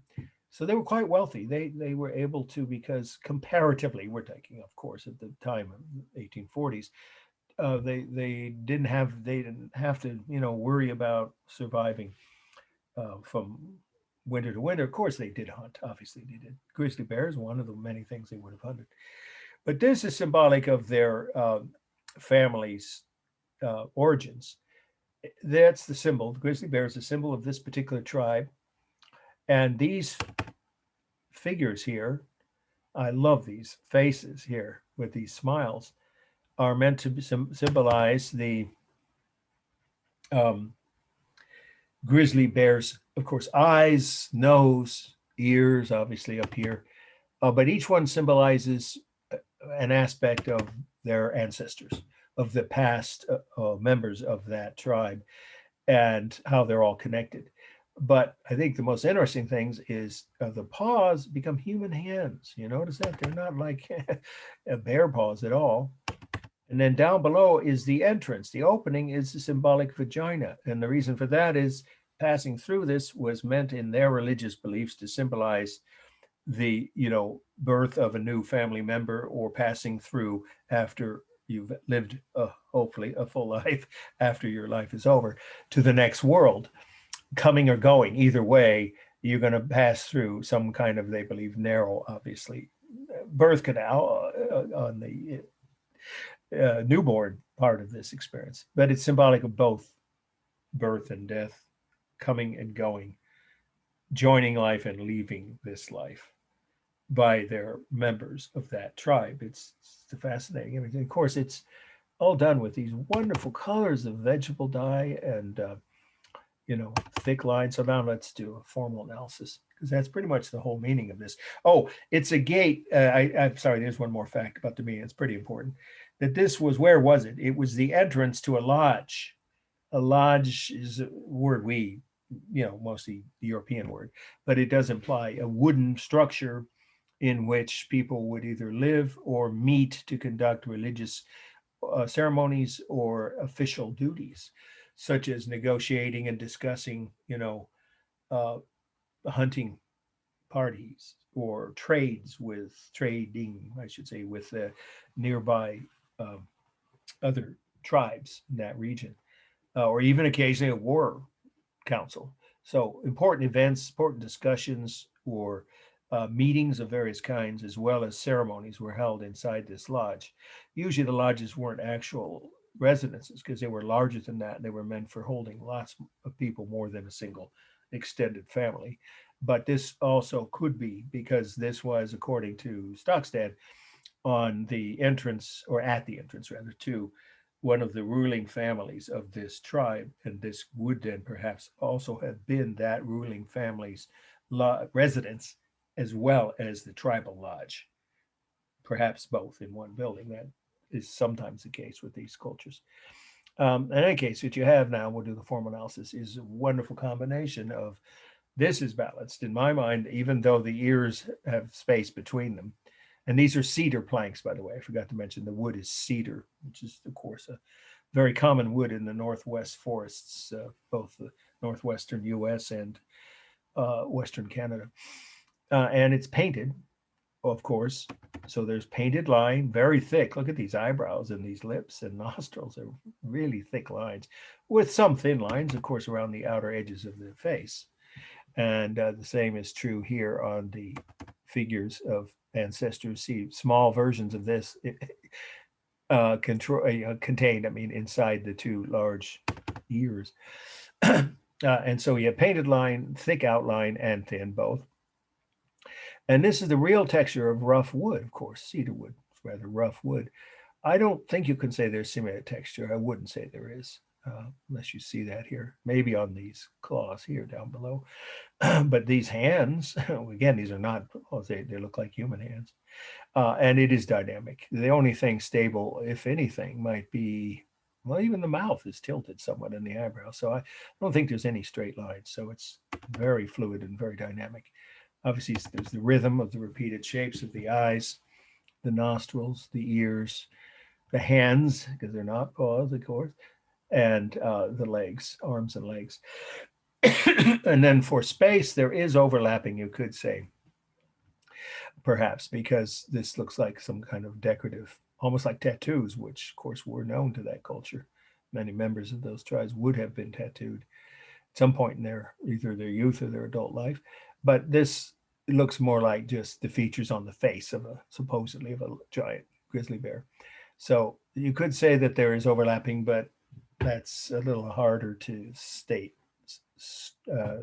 straightforward. So I would just say it's real space, and the height of it is the real height, is the actual dimensions. It's about 12 feet high from the bottom of the bear's body to the top of its ears, roughly 12 feet. And so that's the real space. There's no, techniques for space. There's no modeling whatsoever. It is completely balanced left to right and top to bottom. And then the colors, warm, of course, on the reddish painted parts, which of course is all done with painted. The lines are all painted, right? I think I mentioned that, but not carved. None of them are carved. And warm around the edges of all of the parts of the bear's body, the ears, the head, and on the actual body itself. But then we have black, which of course is a neutral color, obviously, neither cool nor warm, on much of the body on the two feet. Since these are hands, we just call these feet. And then parts of the face, of course, are thick black, dark, neutral color, not warm or cool. And the wood itself is warm, of course, as wood usually is. Okay, let's see. Am I forgetting anything? I think so. We got one more, and this one is important enough that I'm not going to cut it from the study list. So hopefully, if people had reasons why they didn't stick around, they will make sure they watch this video, which again, as always, I will make sure I post, let's say by 8, because sometimes it takes a while to, of course, process on YouTube once I've posted them. So certainly after 8 p.m. on Friday, you'll see this entire lecture posted on YouTube. Okay, so here's our last must know for tonight, and then I'll stick around if there are any questions. It's just 2 words, Taos, T-A-O-S, Pueblo, P-U-E-B-L-O, Taos Pueblo. The location is the current state of New Mexico. And the date is circa 1500, or you could say 1500s or 16th century if you prefer, if it's on the final. Let's start with the fact this is an old black and white photo. That should be obvious that it's not brand new, but if it isn't, it was, you don't have to know when, but it was done in the 40s, the photo. But I've been there and it hasn't changed. I was there in the very late 80s, and I believe I passed through one more time in the early 90s. It hadn't changed. This is over 500 years old. That's what makes this such an important site. This is one of the oldest continuously occupied or inhabited, you could say inhabited is a better word, one of the oldest continuously inhabited sites, right? Well, of course, human inhabitation in what's now the United States. Well over 500 years. When the Spanish arrived, this was already inhabited by the Taos Pueblo Indians, or just for short, Pueblo Indians. Anybody here been to New Mexico, it's a fascinating state. Again, a lot of the history that goes back well over 1,000, even over 1,500 years in other pueblos that are much older than this are throughout this, at least the northern half of the states. And most of the southern half is such a dry desert. There aren't a lot of, long-term inhabited sites. But this one is in the foothills of the mountains. Of course, it would be the Rockies, and you see them in the background.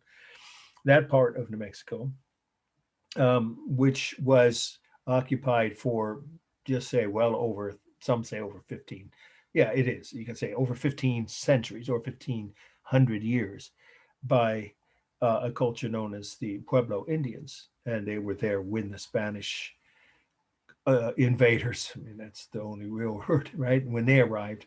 And they were able to fight fiercely enough to reject the Spanish more than once. They actually, after being temporarily occupied, they were able to rebel and kick the Spanish out. That's not a very common thing. Twice that happened in the first 100 years or so after the Spanish first arrived.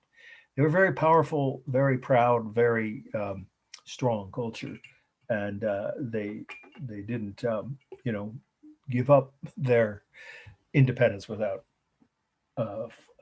not just a fight, but without a serious resistance that lasted for generations, literally generations.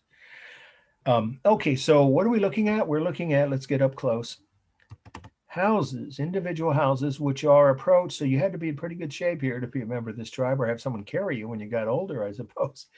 If you had knee pain, I'm not sure how you get into your own house, but these houses were approached by ladders, which led onto the rooftop. And then the rooftop would have a hole in it, in which you would then have another ladder. This is all part of the meaning, in which you would slowly, of course, carefully, and in the rain, I suppose, especially slowly and carefully, climb down into the main room. And you'd say, well, there's a hole in the ceiling, so it's going to rain. So how can you live like that in a heavy, and it can get pretty wet in New Mexico in the winter. It can rain for, days on and off. So that's just the entry section. It's an important point because there were other insulated, protected, or sheltered, you could say it that way, closed off rooms within each of these residences. Each one of these is a residence. And so there were multiple rooms, is the point, in each section that each family occupied. And so you might climb down into a room with an open hole in the ceiling that wasn't very secure and, of course, exposed to the elements, but you wouldn't spend the night there, let alone live 24/7 in that room. That was just the entryway. And of course, that helps you defend and protect it because you can easily just pull the ladders up if someone, with bad intent, an enemy was approaching. You could quite literally, defend yourself or keep yourself protected inside these. These are, mud in essence. Adobe is a kind of a mud, but there's also a different form of adobe that the ones in California, some of you, the adobe houses, there's some in the North Bay, right? Scattered all over the state of California, right? That were built by these Mexican, first Spanish and then Mexican settlers before the gold rush, right? And some people still use that material. Sorry, I didn't even know I had my phone on. I turned it off. That's the first time that's happened. So hang on, I'm just turning it off right now. Okay, sorry. Okay, let's wrap this up on meaning, but I do want to give you the format because it's a black and white photo, so you can't tell a lot from the photo. I'll have to just tell you some of that. But first, a couple more things on the meaning that I think are really interesting and certainly important. And like I said, this isn't going to get cut from the study list because it's really an important site. Okay, what you have here is a kind of a stronger method of mud brick / adobe walls. They mixed in much stronger crushed rock and other types of material than just mud. So when I said adobe, or it was implying they were adobe, I don't want to mislead or confuse the issue. It's very different. Adobe literally can melt. And many, in fact, most of the adobes built by the Spanish settlers, and then later Mexico, when they took over, right, after they kicked the Spanish out in their rebellion against Spain, the Mexican settlers in the Bay Area or anywhere else in California, most of those have melted away. They were just abandoned and left to go back down into the earth from which they came. Not these, because these are much more sturdy, much stronger materials. So it's really a kind of crushed rock that then is used to create the walls, along with, as you can probably tell here, beam ceilings. These beams, of course, support the weight of the roof above each room. And then the wooden doors, of course, now have been added. Were they there originally? That's a good question. I don't know whether 500 years ago, some of these, because of the elder members or even just young children that had trouble climbing up and down ladders every time they wanted to come and go, perhaps there were doors there already.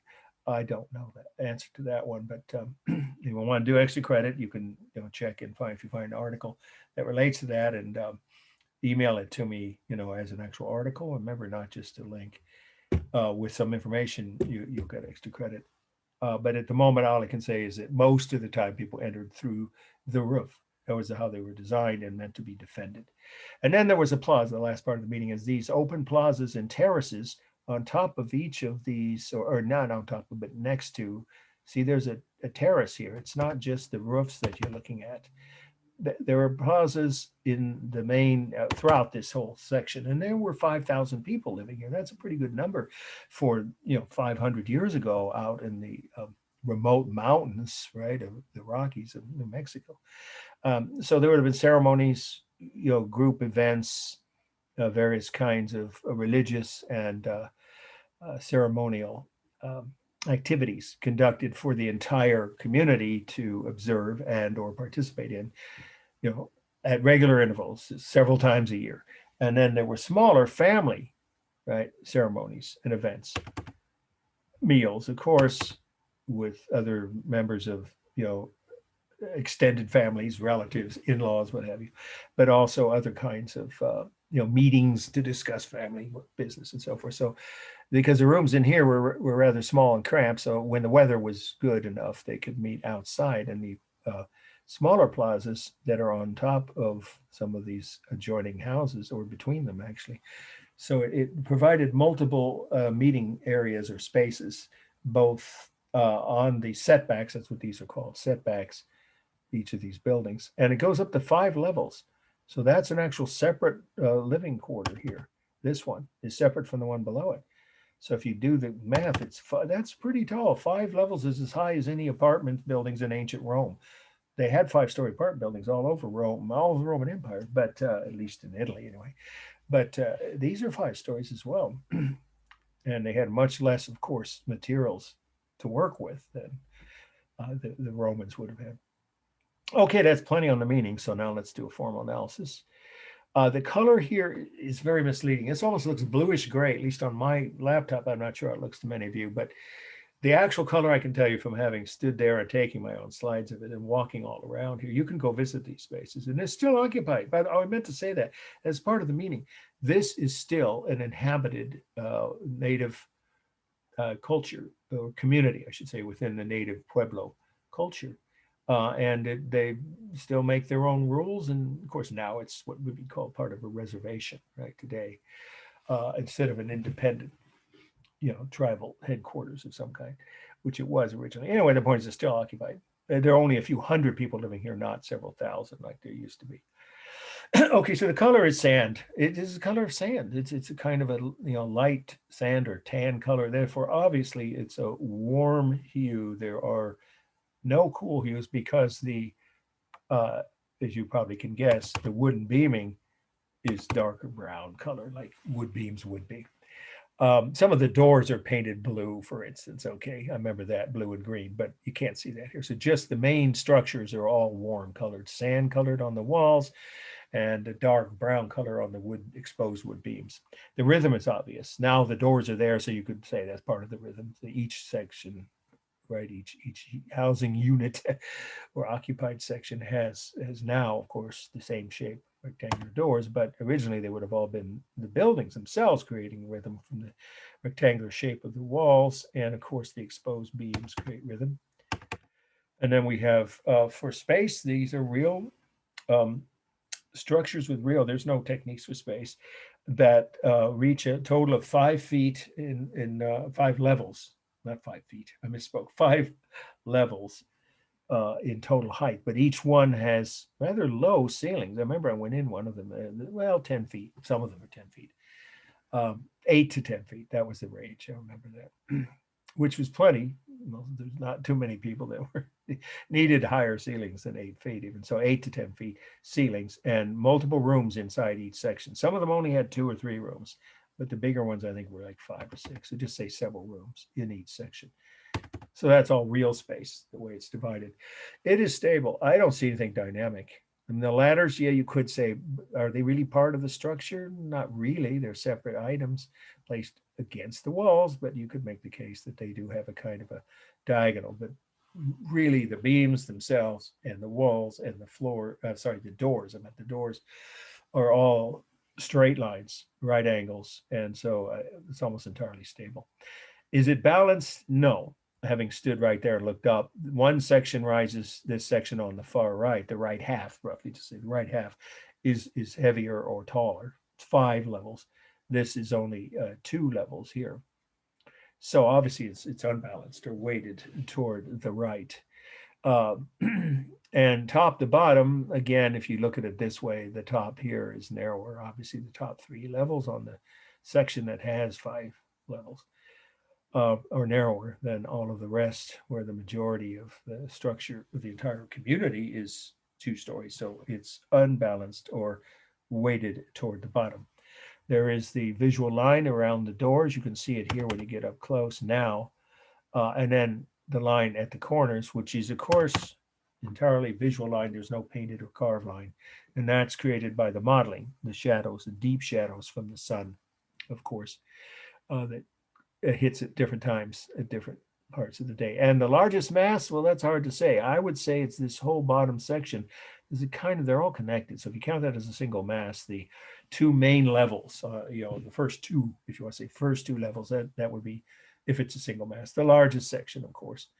And then it would be the 3rd level, right? It's hard to say, but there's enough of these. There's nothing right there, of course, but there's more than 3 houses around the top 2 levels. So those would be the 2nd largest, and then I guess the 3rd largest would be the 4th level. Okay, and then the texture is the real rough texture of stone and wooden beaming. There's no simulated textures here. And I think I already said it's balanced. Yeah, covered. Okay, we covered all the main points on the must knows, but I'm going to stick around because I know some people joined us late or otherwise didn't join us again until after, well into the second half. Anybody has any questions about your midterms? I've sent all the grades in. If you weren't here at the start of tonight, that I had emails for. There's only 2 or 3 that I didn't have a proper email, and those wouldn't have been forwardable. Meaning, if you didn't get your grade and you knew you turned your test in on time, just send me a separate email and with a correct email address the way it is in the college files. That's what I need to send you your grade, sheet. And it's not just the raw grade. It'll be an explanation of how you did, what you missed, or what you did well. And if anyone was not able to be here during the week of the final because they were sick, it's only if you have written evidence. And it has to be something, a formal document of some kind, like a plane ticket or whatever. Or something from a doctor's office or a hospital or a prescription that shows you were either ill or tending to a family emergency. Those are the only exceptions. Then you can ask for an alternative assignment to make up. And if you didn't do that and you're in the class and you don't have anything, it isn't the end of the world. You still can get 50 points extra credit. And I know some people didn't get as high a score as they wanted in the midterm. So I encourage you to contact me if you have questions about extra credit, or ask me now so I can tell you what are the options if you don't already know. And I'll send an email about that at least 2 more times before the end of the semester. What are the, I think it's 5 now or 6 different options you might avail yourself of to earn up to 50 points extra credit. So in other words, if you got like a 55, 65, 75, some people did, it happens on the midterm, you can add 50 points to that, and it completely makes up for the lost points in terms of the total points you will have earned. And you can always email me at any point during the rest of this semester, including during finals week, for your points, your total points, and therefore the grade you've earned up to this point. Okay, does anybody have any questions about extra credit, the midterms, grades, or any of the slides we've covered tonight? Anybody at all? Yeah. Sure, go ahead. Mhm. So I turned in my midterm, but I didn't get a grade. Okay, what's your name? Josette Abraham. Yeah, because the email address that was attached to it bounced right back, so it's not a valid email address, at least not for your student records. So whatever, in other words, I said this at the beginning, but I don't mind repeating it, of course, is that that happened to a handful of people where I got an email from them. So the test was received, openable, and gradable, but when I went to return it, the email address was invalid, bounced right back. So you have to send it to me under a more active email, such as the one the college you have on file. In other words, with the JC. That some people did that. I understand. I guess people send back. Sometimes they send their assignments through someone else's email, or they're sharing an email, or they've got more than one email address. But the point is, I can't return your paper and your grade, or your assignments, or any of them, with the grade unless I have what is the actual email address on file with the JC at the time you enrolled in the class. Okay, so just send me an email with that address, that email, and you'll get it returned to you. Okay, and then you'll be able to read how you did. I'll make. How much time do I have until I can like send this? Oh no, I think I got your. I'll go ahead and tell you. Yeah, I don't want to give away its personal information. You did well on the test. I can't Okay. give the grade out verbally. That's not. Oh, okay. Yeah, I But get I'm it. saying you're okay with the grade, but you want to see it. So in order to do that, you need to send me another email, but with the address, the email address attached, well, through an email, the one you used when you registered for the class, because that's the only one I have record of. You see what I mean? So when I remember I hit forward to you, right? And it bounced right back to me twice. I did that. So I can send it to you, but not with the current email address that you had attached to that file. But you did turn it in on time, so you're good with that. Okay. But you want to see the grade. You see what I'm saying? Is that clear? You just need Yeah. to check whatever it is you registered under, whatever email address you gave the college. It's got to be on your records. Send me that, and I should have no trouble forwarding the test with the grade and everything, the comments on it. So, but I, you're okay. You turned it okay. in on time. Yeah. All right. I don't know exactly how to do that though. Like, do I just go to my cubby? Well, yeah, when you enrolled in the class, you had some Yeah. online. I don't know if you didn't, well, you probably had to do it online. You should have some record of what it was you said to the college was your email address then, because what I got, I just, of course, I see an address, I hit forward, and 95% of them go straight to that student because that's the address I have on file through the college. That's, I'm not supposed to have anybody's email address except the one they gave the college, right? And that's what we're supposed to use to communicate or to return papers or whatever answer, So normally that's not a problem. So I'm not sure, maybe for whatever reason, the address that you had sent just that one assignment, because I don't think it happened with your paper, right? Did you No, get it didn't happen. Like, I used the same address though. Well, something went wrong. Check it out. Check it out. Look yourself and see. You'll see it's totally different. Don't ask me why. So in other words, if you use whatever address, cut to the chase here, you use to send me your paper, just resend me that email address it'll be hopefully in the actual email you send me. And with one line is all it takes to remind me of this conversation and say, I'm requesting now that you forward to this email. And all I can do is then take it and hit forward, and hopefully it'll go through. If it doesn't, I could tell you what your grade is, but I don't want to do that with everyone listening. So, I just sent you my email, the same email that I used Yes, to send you the first paper, the first paper. Because the didn't first you paper. get that grade? You got that Yeah, grade? I got that grade. There we go. That'll work. Whatever that was, it was different. I'm telling you, it wasn't the same, or you would have already had your grade. So just double check what you used for the paper, and then send me an email with that address. Okay, that should work. It's important. That's what we're here for. Anybody else have any other questions, concerns? Okay, don't forget that extra credit options, they're still out there. A and B, your second paper, all of you guys, it's not very far away. It's coming up in, let's see, I know it's April. Trying to see when that is. Yeah, April 27th. Yeah, actually, you have 4 weeks for that. But you don't want to wait till a week before it's due to get started to pick a topic. And I can help you. As I said earlier, some people weren't listening when I said this.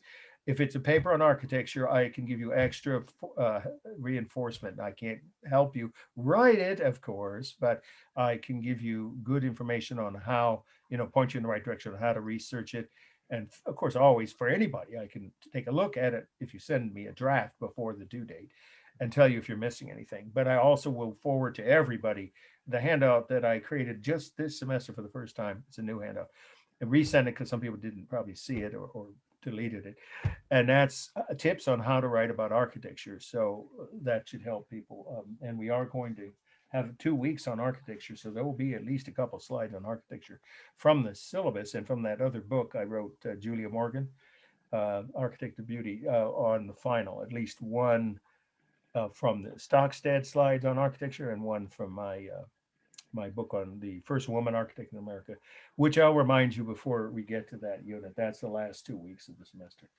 Okay, anybody else have any other questions? All right, thank you guys, everybody. Okay, take care. Good night.